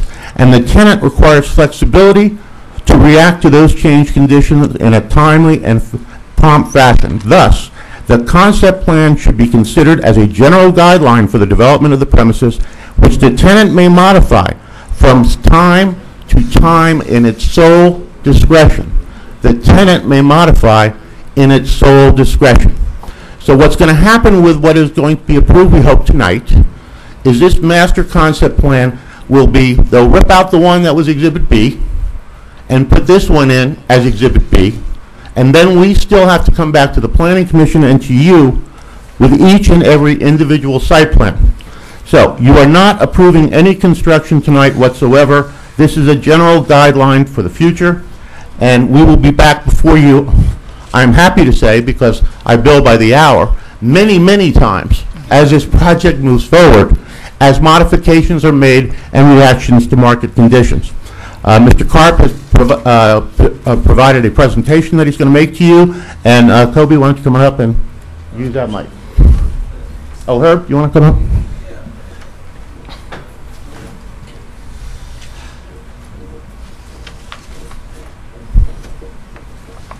Mr. Vice Mayor, members of the council, staff. Before I invite Kobe up here to take you through the presentation, I want to bring to the attention of this council the 3 steps we've taken to bring us to this point. We've had a Planning Commission meeting on the 5th where we made a presentation. Many comments were given to us. We took each and every one of them seriously, addressed each and every one, made some changes where necessary, reviewed the other ones that we could not change, and spoke to them as well. At that meeting, it was suggested, rather strongly advised, that we have a town hall meeting. We've done that. Town hall meeting was advertised. It took place on March 19th in the sales center, where we elicited and received additional comments about the master plan, about the various layout components. We took each and every one of those seriously, and again addressed each one in the follow-up. At the first Planning Commission, it was suggested rather strongly that we hire a local architect as opposed to having somebody come in from other parts of the nation who maybe are not well aware with how we do things here in South Florida. We took that seriously, hired Kobe Karp's company, and put him to work night and day to produce what you're going to see here tonight. At the subsequent Planning Commission meeting, we again took in additional comments. We modified our plan in accordance with those comments, the ones that we could do that were feasible market in the marketplace, and the ones that we could not do, we studied them, we addressed them, and you will see them addressed here tonight. A handout was distributed prior to this meeting. I don't know that it's necessary that I read it into the record. I was told that the distribution was good enough. We have a copy up here. Okay. City Attorney, is everybody good with that? Okay. All right, but I just want to hit some of the high points, one of which you may have heard tonight.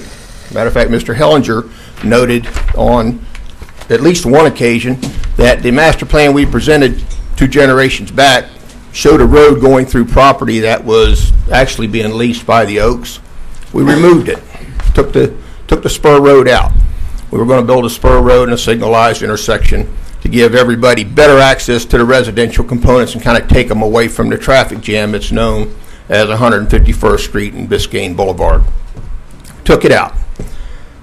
There was another proposed entry to a piece of our property that suggested shared use of the entranceway to the Oaks now. We took that out, reconfigured the building, and showed the entranceway coming into an area, from an area that is elsewhere on the site. So nothing that you're going to see here tonight suggests that we share any usage of any part of the Oaks leased property. In addition to that, as you heard Mr. Hellinger say, yes, we did get him an offer today that had to do with other shared components of the environmental monitoring, some stormwater management, etc. Mr. Hellinger hasn't had time to review it. As you heard him say, we're going to give him that time. And at some point in time, I expect to have a response. And when that comes, then we can talk more and see how we resolve that issue. But nowhere in this master plan are you going to see any uses of that property that is the Oaks. The initial comment that Mr. Schulman gave as to the environmental monitoring and reporting responsibilities were meant as an advisory to the city only. We have shared this with various members of the staff. We've been working together with the staff to find some resolution as it may be required by the regulatory authorities directly responsible for obtaining these monitoring and reporting reports. There has been some indication that there may be a ruling, but we have received nothing in print yet that tells us how they want us to do it. We know from experience as developers that a master association does resolve the issue, but there's a good bit of negotiation that has to take place between us and the Oaks. That's not going to happen overnight. The first offer was made, and I look forward to the response, and we'll get back to you as how that works. There were some other noted exceptions by members of the audience and residents of the city, as well as from FIU. The one on FIU dealt with a passageway off of 143rd Street extension as it comes through Biscayne Landing and extends to, pardon me, the wetlands area toward the university to the east. We've gone back and forth with this. It is a requirement of our lease that we participate in the funding or the construction of that road with FIU. There's some fairly specific language as to what that road should look like, how much money may be contributed to it. But what's more important to us as a developer of this project is the connectivity that we need with that university.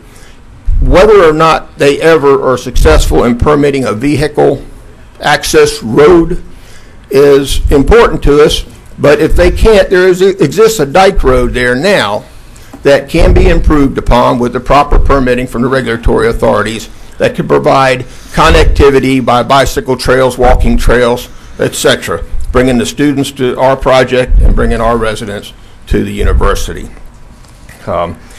You will have heard some school concurrency issues that were raised by some residents, and that the schools directly approximate to the property are overloaded, overattended, have too many students there.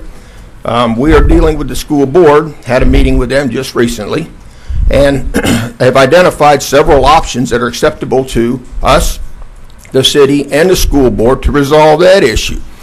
Technically... May I ask, Mr. Tillman, I'm sorry to interrupt, what are those options? Well, one of them is to provide a piece of property on site to put a school. They took a particular liking to one individual area.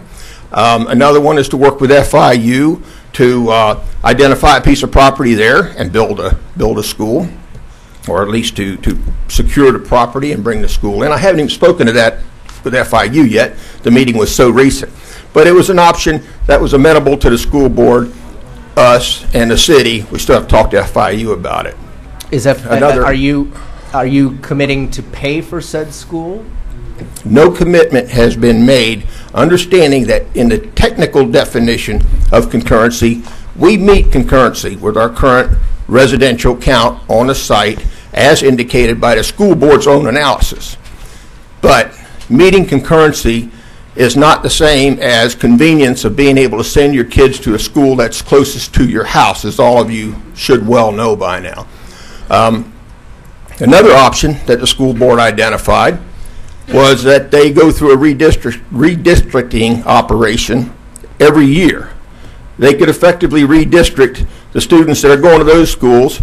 Some of them from as far away as Golden Beach are being bused to those schools down on 151st Street. Sunny Isles, Bow Harbor, Surfside, other areas that are extremely far east. Redistricting may provide those students another school to go to and effectively make them transfer. It's not the best option as a student, particularly given the fact that the high school is probably going to be equally affected as will the K through 8. But the disruption of going to a school for less than 4 years and having to transfer halfway through, I don't need to go into the detail about that, but you can imagine. In addition to those items, some various other exceptions were called out. The community center was too far away from the residential units. We moved it. The active park was too far away from the residential units. We didn't move it. We have a component in our lease that requires that it goes where it is indicated to go now. In addition to that, as far as being close to a residential unit, it is an area that is very well lit at night until late hours of the night. And it's not really conducive to people who want to come home with school kids and put their kids to bed at 9 p.m., as you may have read in one of the Biscayne Times articles the last month and a half ago. I could go on, but I just want to let you know that we have addressed each and every one of the exceptions that were taken at the 3 previous meetings. In addition to that, the importance of this project to the city has been indicated in at least 2 quarterly reports that we have put forward, the most recent of which was given 2 weeks ago, as a matter of fact. When you'd like to hear about it, I'd be more than happy to share. We are meeting our requirements actually exceeding our requirements as to money that we are spending on that site in the furtherance of not only getting the site built, but also to provide the cash flow to this city that is shared by the local vendors here. We are just south of 20% of the total dollars spent on that project to date are going to city-certified local vendors and contractors. In addition to that, we're north of the required 10%, but we've taken a bit of a drop in that this past quarter. It's dropped down to 11.5% of the employed personnel on that site are City of North Miami residents. We have identified several areas where we need to get it back to the 20% that it was the previous quarter. We know how to do that. And there's various other things. I invite you all to look at the report that we distributed.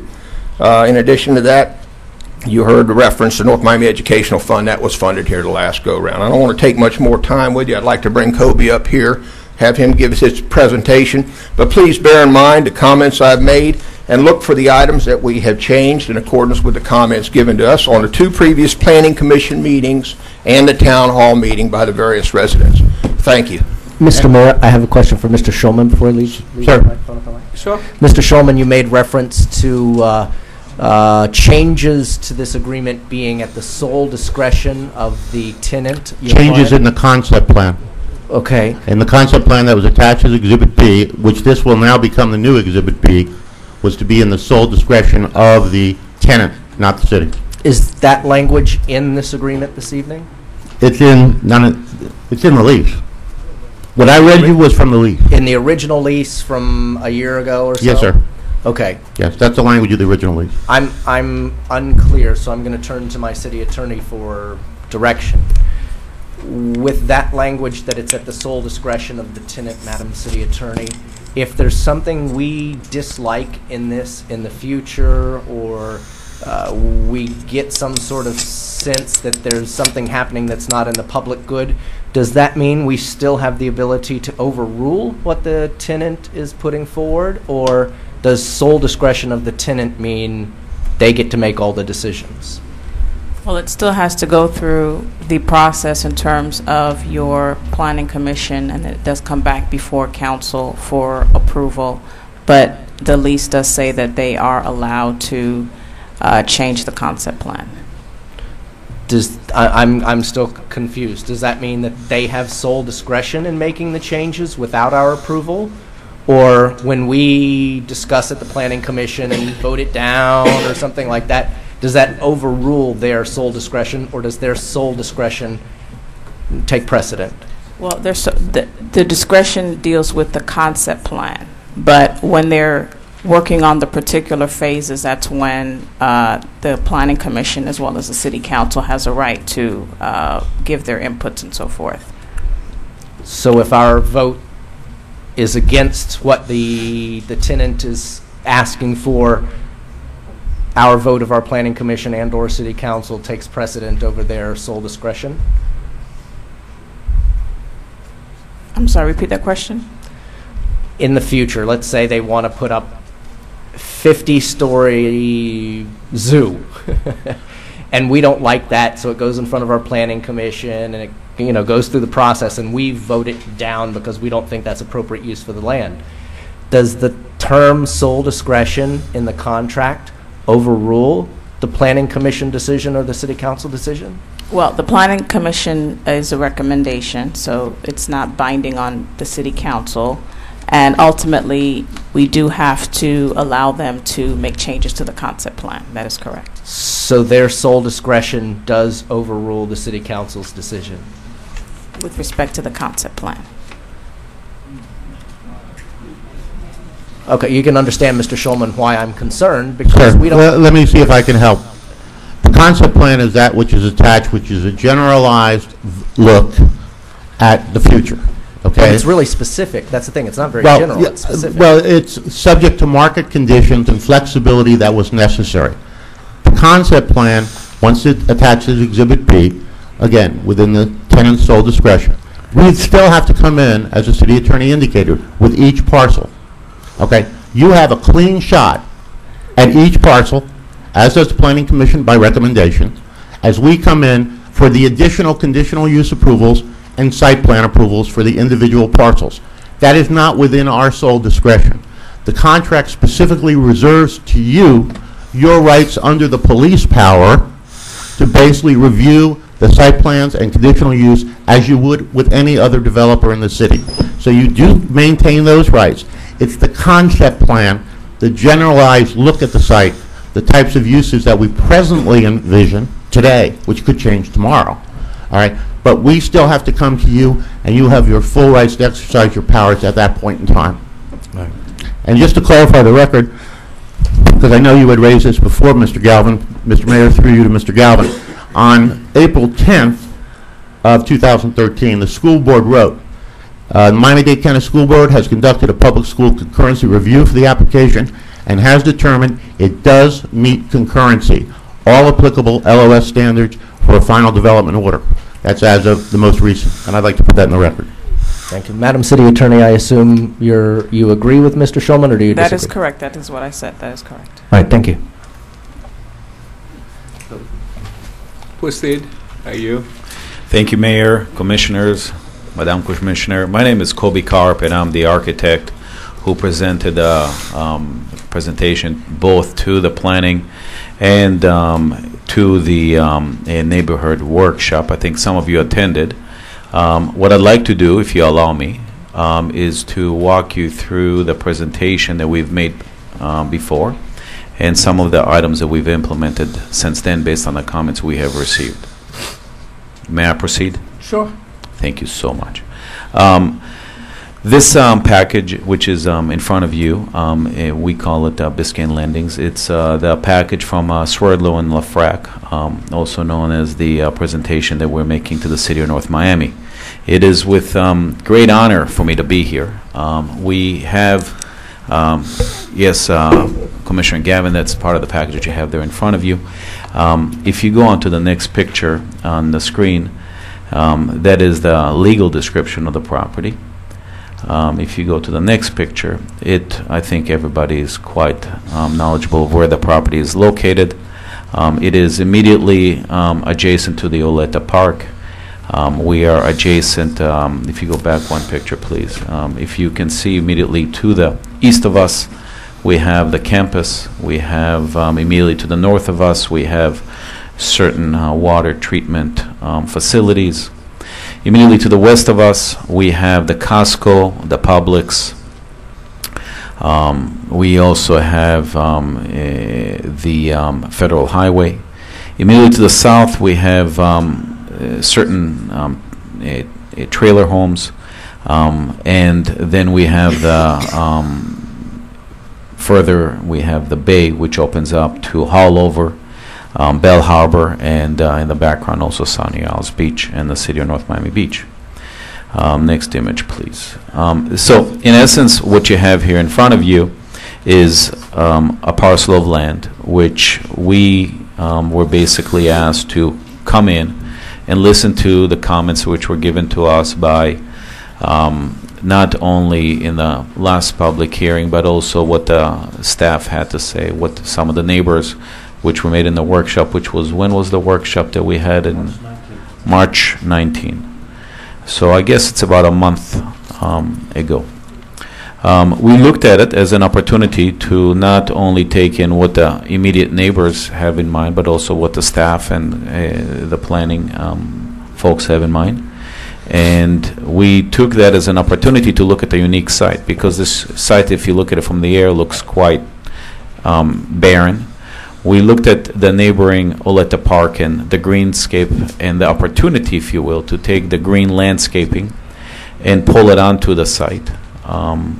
If you go to the next picture, we looked at the overall plan of what really affords us a great opportunity to provide basically green spaces with pedestrian relationships between them. Pedestrian opportunity to walk from not only one building to the next, not only to the commercial facilities, but also create a place of congregation.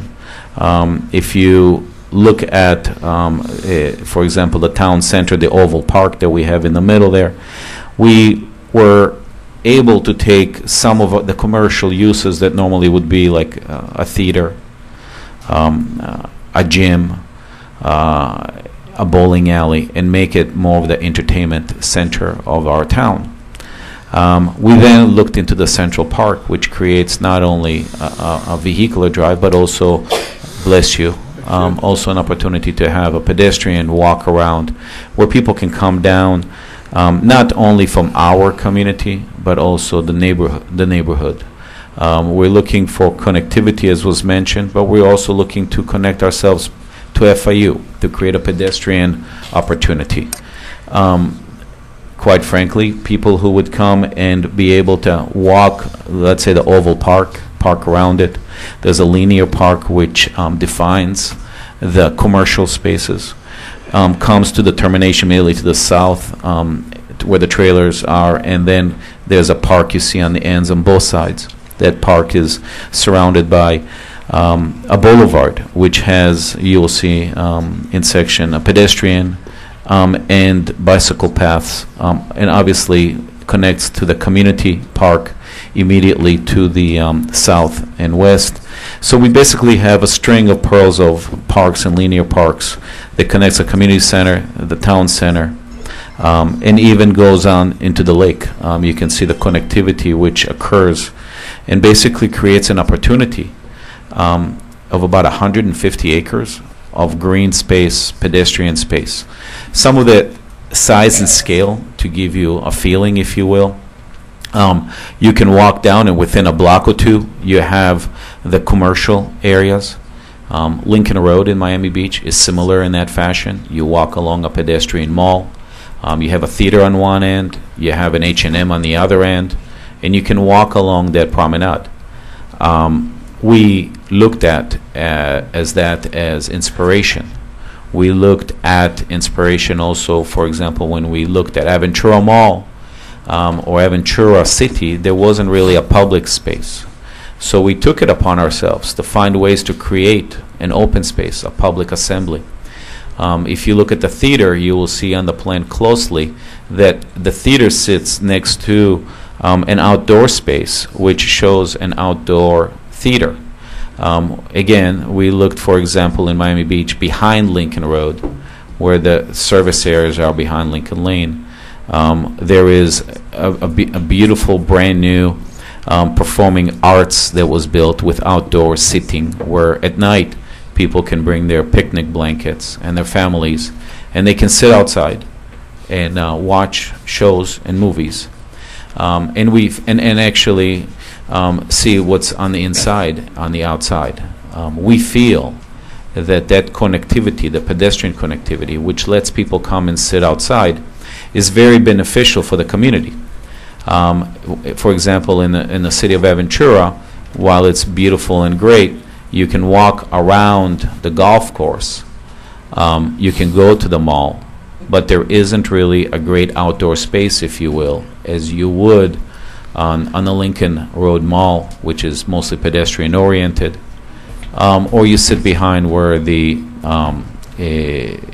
picnic area and the performing arts center is. And again, there is plenty of parking adjacent to it, which you can see. And the residences are within a walking distance. If you look immediately to the way we have placed the residences, or whether we have placed what we call the hospitality, the hotels, or whether we have placed our independent living facility, which is meant also to be a full-service hospitality district, it's all within a pedestrian circulation. You can enter the property on multiple locations. You can enter on Biscayne on the north. You can enter on Biscayne in the middle.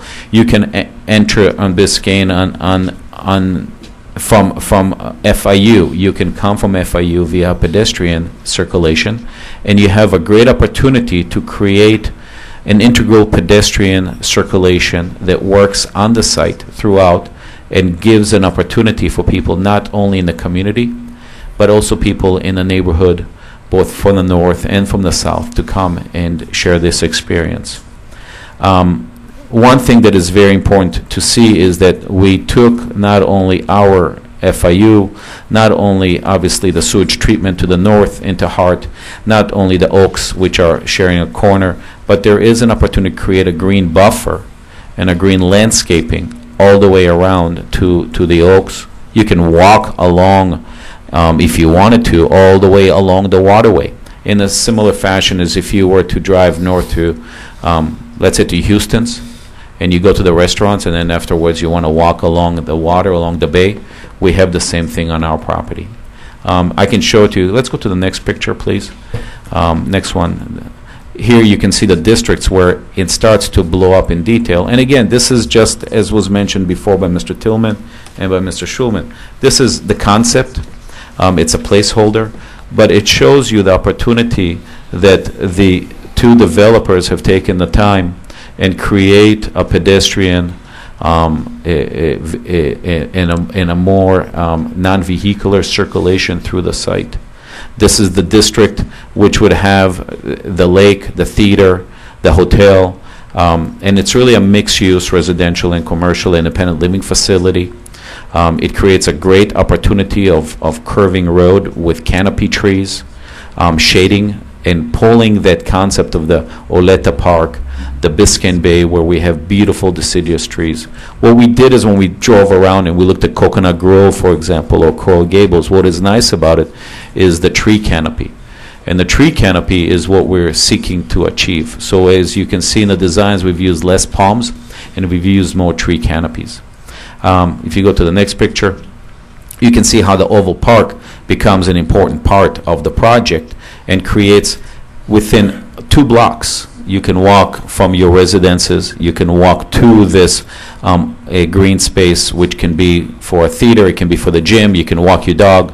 There's places for you to have coffee for breakfast, sushi for lunch, sandwiches along the way in this interactive park. If some of you have been to New York or have seen the highlight in New York, it's a multi-purpose interactive facility where you can go meet people, you can have something to drink, something to eat, and it becomes really the town square of the community. Not only for this development, because obviously this development is open to the public, so people in the neighborhood would come here, they can play baseball, they can play sports, they can come to the park, they can walk around, you can walk with a stroller, and then you can go to Mommy and Me.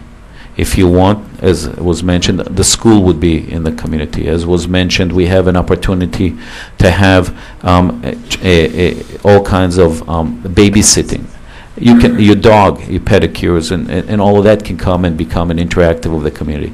So it really becomes a place and destination that is not solely residential, not only commercial, but it really brings them all together in a full mixed-use community. And hopefully in an environmental inspiration, which takes it from the Biscayne Bay Landings idea and the green space that is immediately adjacent to us, which is Doleta Park. Please go to the next picture. This is the commercial. The commercial, again, has a linear park in the middle, which has a linear park with pedestrian circulation and terminates with green space. So the idea is to increase the green space and then create really a unique destination, an opportunity that we have here with 150 plus acres to really create a destination that folks who don't have a green space or a public space to congregate in Aventura or in the city of Miami Shores, they can come here and they can spend time in the community, in the town center. Go ahead, please, to the next picture.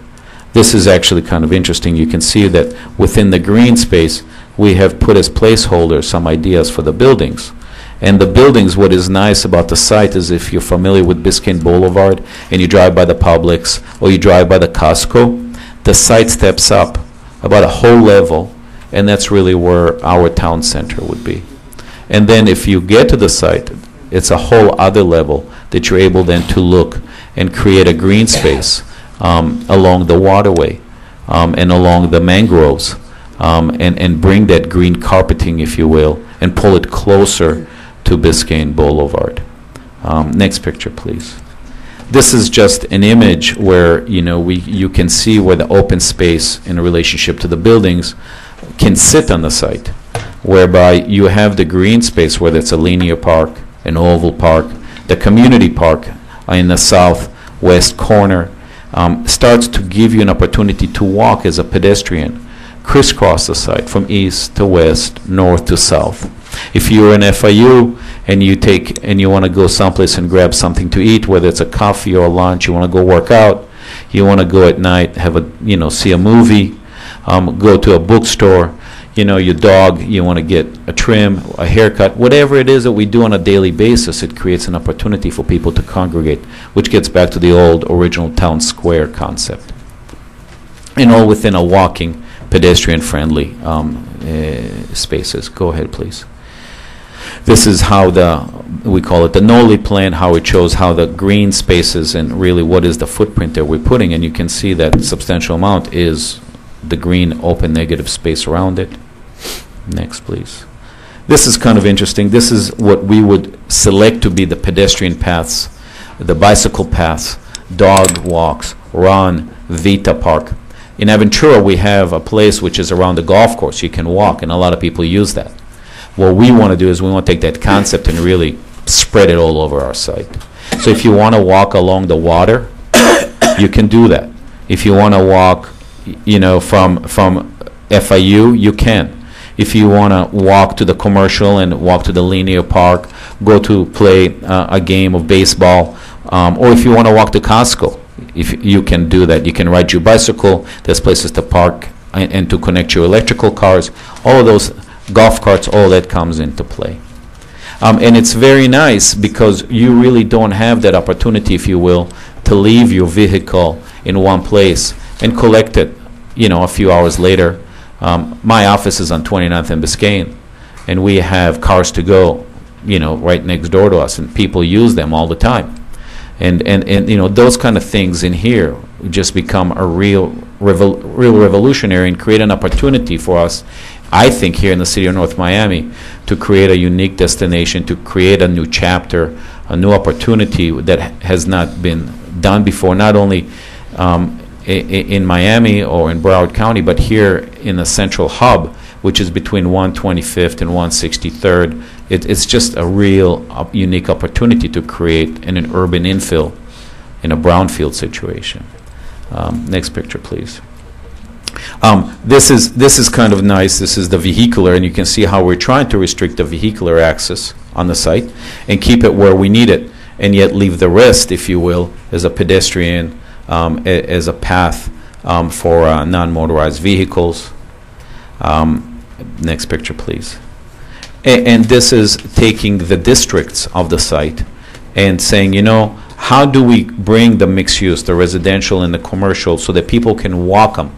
So that if I want to come down from my building, or if I want to come from across the street and park my car, I can walk. I can go visit my friend in their building. I can go play in the park. Whatever it is, it's all within a very nice walking distance. Next picture, please. That's the square footages. I don't want to bore you. It's too late at night. Next picture, please. This is an interesting section, but it clearly shows you how the landscaping and the tree canopies, which we have an opportunity here, again, to pull the green space of Oleta Park and the Biscayne green space into our project and really create a tree canopy where none exists right now. And that's really the inspiration. If you look at the roadway, they're all covered by tree canopies. And it's nice to drive. I think it's nice to drive along Old Cutler Road and places in Coconut Grove where you have a beautiful tree canopy, whether it is oaks or whether it is what do you call them? The red trees and the yellow trees. What do you call those trees? Poincianos. Thank you very much. They create the beautiful canopies that we're looking to create. And you can see that this developer, which really has given us the opportunity to create a carte blanche, whatever it is that we wanted to do, really took the time to think about those things. And that creates a pedestrian circulation, a bicycle circulation in a very shaded area. Next picture, please.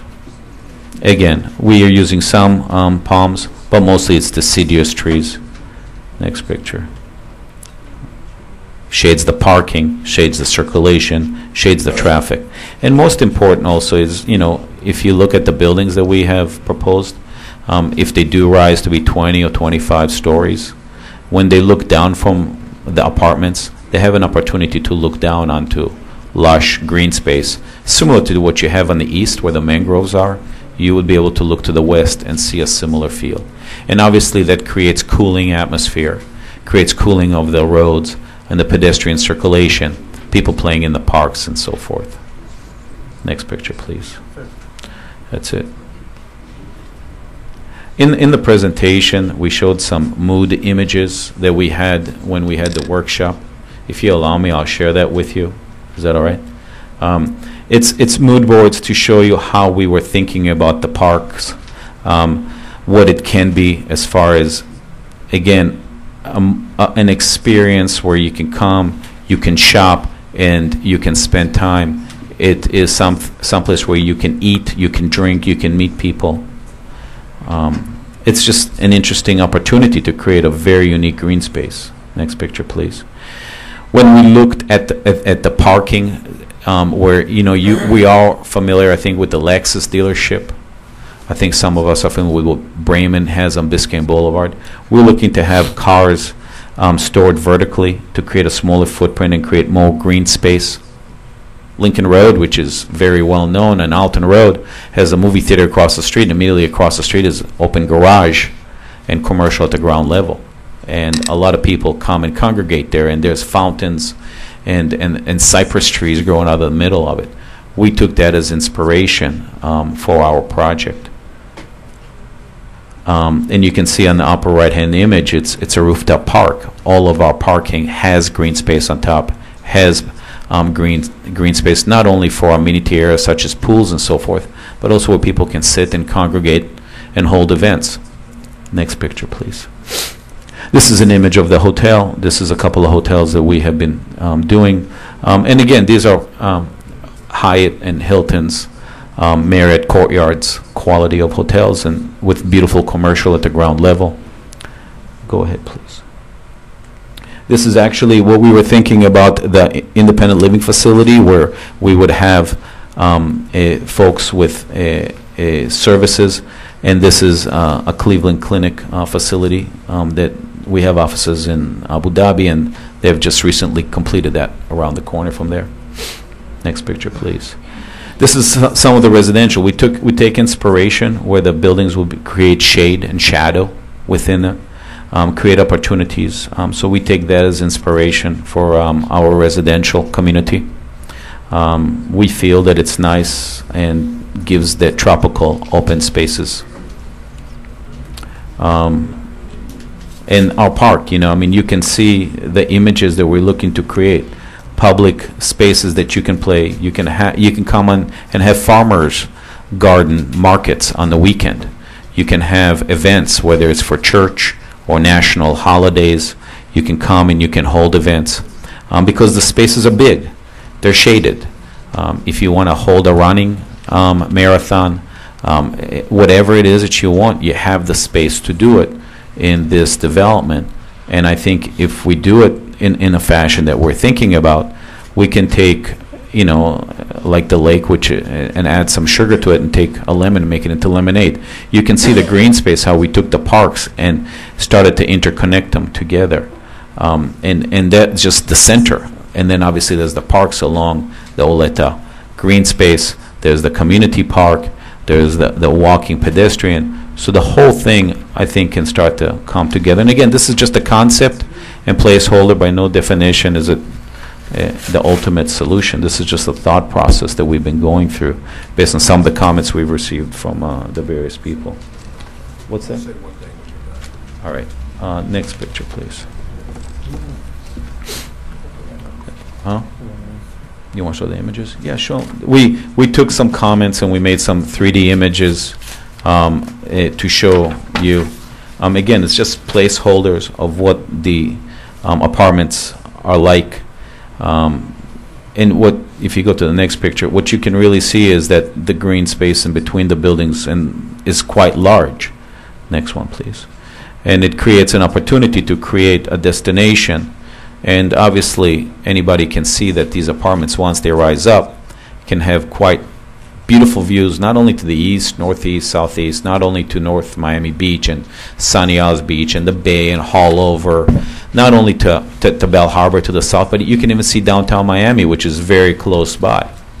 So the views are quite nice. And if we're allowed by you and your boards to bring the green carpet, if you will, onto our properties and create the shaded public spaces that we're thinking about, the views to the west can be, I think, gorgeous. So next picture, please. Just some mood images again. Next one, please. And you can see that the green space, if it's done properly, can be quite effective. And again, this is just placeholders. It's just a thought. This is kind of, you can see there where we connected via pedestrian the parking with the rooftop in green, the various independent living facility and the adult care. It just creates an opportunity to create green space not only at ground level, but also on top of the parking structures. And you can see how we would start to really bring and freshen up and green up the spaces in comparison to what Biscayne Boulevard or the railroad tracks are to the west. Next picture, please. That's it. So sorry it took so long. Just wanted to give you a little brief of where we were when we met about a month ago at the workshop and the Planning Commission. And if you have any questions or suggestions, and Mr. Tillman, I think, wanted to say something, if that's okay. Thank you. I just want to tell you tonight that your vote to approve this plan, if you will, this conditional use permit, allows us to do one thing that's, and one thing only, that is immediately important to the production on that site, and that is to come back to you with a precise plan submittal for permit to build the spine road only, the road that connects 151st Street at Biscayne Landing Boulevard to 143rd Street to the south and west of there. That is phase one of our project. That is what's important to us, continuing the cash flow of construction and design dollars through this city of yours to employ the local contractors and vendors and design consultants here on a Spine Road construction project, as well as all of the contractors that are available to us. And equally important, not only are the dollars that we're looking to spend, which incidentally is in exceedance of $4 million over the next 3 months, just in design and construction dollars, but also what's more important, I think, to some of the residents of this fair city is employment. It allows us to increase the employment of the city of North Miami residents on this site and allow this project to revitalize the city, which was the whole intent of this thing from the very beginning. Thank you very much. I turn this over to Cliff Schulman. We're here to answer any questions you may have, Mr. Mayor. Thank you for your patience. We'll have questions, but let's hear from the public. Then once we close public comments, then we'll come back to you and ask the questions that we got.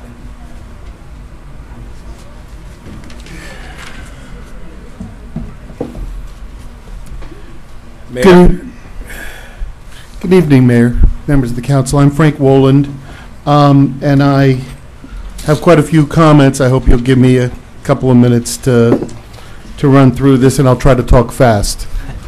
Come on, you're the former mayor. I'll give you the time that you want. Thank you. First of all, I'd like to just kind of go through the comments that I heard and touch on some of them. I did go to the town hall meeting, and I know you all did. I also made it to the Planning Commission meeting that followed, and I don't think any of the members of the City Council were at the Planning Commission. I don't know if any of you watched it on TV. I don't know if any of you have had the benefit of reading the minutes. It was a very interesting meeting, and you have some very talented people in our community activists like Mr. Previtel or Mrs. Harwitz, who have a lot of experience with development and who had a lot to say about the design of the project. And to Mr. Karp's benefit, he was a good listener, and I think he has tried to incorporate some of those things in it. But ultimately, the Planning Commission wanted to continue the discussion because there were a lot of unanswered questions, and there are still a lot of unanswered questions. And the representative, Mr. Della Gloria of Biscayne Landings, said, no, don't continue it. We want you to deny it. We insist that you deny it so that we can get this before the City Council. And that said a lot, because it's like this project is being rushed to get this conditional use permit passed as quickly as possible and without a full and fair discussion and with a lot of unanswered questions. And I guess the biggest thing that I find disturbing is that when they talk about pass this with 16 conditions, it's like if you were doing this in a thoughtful way, you would talk about the conditions. In other words, if you want to have a traffic study, because Mr. Tillman says that the traffic, and we all know the traffic's like real bad at 151st and Biscayne, so you want to have a traffic study to see what the effect of 4,000 residences and 1 million square feet of retail space is going to be on that intersection or on 143rd Street, which they call 146th Street in your proposal. That would be a good thing to do before you give your conditional use permit and not after as a condition, because then you've already passed it and then you're just arguing about these little conditions, and we can talk about the discretion and what discretion you have, but you've already approved it. So don't put the cart before the horse. You don't have to vote on this tonight. You don't have to approve it tonight, subject to a lot of conditions which haven't really been addressed. And if we do talk about making a record, I would like you, please, Mayor and Council, to consider including the Planning Commission minutes and comments in your record so that you do have a record, because I think you have a lot of things, a lot of people that were there, and it's not just about approving a conceptual plan, because once you approve this is it. And it's not contract zoning because you have to approve it because they have a lease. You do have discretion tonight, But once you approve the conceptual plan, as your city attorney has pointed out to you, your discretion shrinks a lot. And you have to think about this lease, because Mr. Swerdlow has said before, I have a lease. And he will say that again to you when you think about how you want to treat what's going on. And I was really disturbed because I've heard the word conductivity going around and through the project maybe 30 or 40 times in the last hour. And if you think really about conductivity, there's a lot of something going on inside the project. I'm never sure what, because originally when they designed the original project, I said at the end, when they was all approved, I said, by the way, where are the sidewalks? They said, sidewalks? We're not having sidewalks. I said, what do you mean? I said, well, you know, you use the street to come in from Biscayne Boulevard, and then you park your car, and that's it. You walk in the street, you walk in the parking lot. You don't need to walk on a sidewalk. So I hear Mr. Karp talking about the bikeways and the linear parks, and I'm like, yeah, it's a really nice plan, but the detail is so small you can't really say where anything is. And once again, you have to read between the lines, because on the one hand, they're talking about the Oaks and how Mr. Tillman says, nothing here suggests we shared any usage of any part of the Oaks property. What is he really saying? Go back to the town hall meeting that you were at. Read between the lines, because at the town hall meeting, the Oaks residents were there and they were very unhappy because there was no connection between their project at the Oaks and this project. And they wanted to be connected. They wanted to be a part of it. And Mr. Swerdlow, who had offered $2 million when he was trying to get the project, but ultimately didn't agree to give them anything in writing, he says that I have a lease and I don't have to give you anything. He said, but I have an association, and you should join my association, and you should help pay for the environmental cleanup and the monitoring and everything else. And if you join my association, then you can be connected to my project. And the people at the Oaks and Mr. Hellinger, they were really disturbed. And my perception of what Mr. Swerdlow said at that meeting was that it was pretty mean-spirited, because he had left those people in the Oaks in the lurch with a zero amenities package, less than an amenities package, because he left a mess that had to be cleaned up.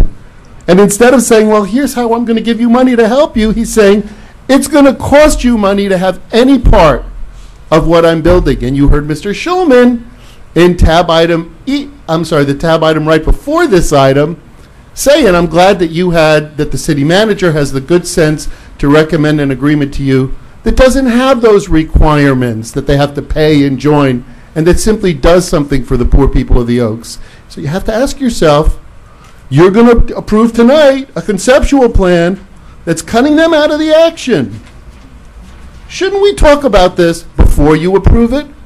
Shouldn't you continue this and tell them to go have that discussion that they talked about having, and then come back and say how there's really going to be connectivity, so that you don't have to hear Mr. Tillman say that, well, nothing suggests that we're going to use any part of their property, because they're not. Look at their plan. We talk about concurrency in the school board, and you say, okay, we can do redistricting. That'll solve the problem. Ask the school board, when we redistrict, does that mean the kids in Sans Souci can't go to the David Lawrence K through 8 because there's now 35 households with kids, and those kids who live there need to go to school in their backyard? Nobody thought about that. So maybe we need to think about that redistricting plan before you give your conceptual approval. And Mr. Karp is, I think, the most talented architect on the scene today. I have my hat's off to him. He's not only a talented architect, but a great wordsmith. I was hypnotized. I was, with the green space and the parks and the trees, and it's so beautiful and it's so wonderful. And, I thought about it, and again, you look at the plan and you say, where is the circulation? Where is it? And when he talked about the access and what's on the east and the north and the south, and then he finally got down to it at one point. He says, but our access is through 151st Street and 143rd Street. So what's the access to the people on 135th Street? They got to go out to Biscayne Boulevard, up to the light, and into the project? In fact, that for somebody at FIU, you got to go up to 151st Street to go into the project. Now, forget they don't want that Oaks access. So, instead of making this open to all the parts of the community with multiple access points, they're closing it off, and it's really an enclave, and there's really just 2 access points that you can access with your car, and a traffic situation that nobody here even imagines. I can kind of imagine it because I drive north on Biscayne Boulevard all the time. My house is 3 blocks off Biscayne Boulevard, and half the time I'm going north. So what does it mean to me? Well, it means that we're going to have a sorry mess, and I would sure feel a lot better if the city council decided to look at the traffic plan first and talk about the real connectivity and the real traffic issues before you approve the conditional use permit. Mr. Tillman touched a nerve with me, and this was also a little bit disturbing because he talked about how they want to build this spine road because they want to employ local contractors and employ the residents of this community. So if you stood there today or any day last week and you saw all those trucks carrying gravel and fill to the property, 50, 100, 150 a day, and all those heavy equipment operators out there working, how many of those contractors, how many of those truckers came from our community? You want to bet? I'll make you a real bet, okay? Because all those promises that Mr. Swerdlow made about employing the people of this community, as far as I know, from the few little instances that I know about, have turned out to be a bunch of garbage. And I'll be happy to explain that personally to anyone who wants to listen. So I'm concerned, and frankly, I think that this is not an open and accessible project, and I think that there's a lot of things you'll have to think about because this is tremendous density on the small portion that these buildings are built on. The density is going to be, I don't know, he didn't talk about that. He didn't say if it's 30, 40, 50, 60 units an acre just on the acreage or the pad. He says it's 150 acres of open green park. But common sense says that can't be so. You can't have a shopping center like Northside and all these buildings and all these other things and have a 150-acre green park. So I think you need to ask a lot of questions, and instead of looking in these little tiny plans that you can't see, maybe it's because I'm old and I wear glasses, you need to look at a really big plan, and you need to really identify and have a traffic study done and figure out where the real roads and bike paths and connectivity, not just inside the project to go have lunch from the condo, but for the rest of the city. You need to find out where that connectivity is and how it's going to work and how it's going to affect the rest of us. And until they do that, respectfully, I would urge you to deny this conditional use permit. Thank you. Thank you, Mayor.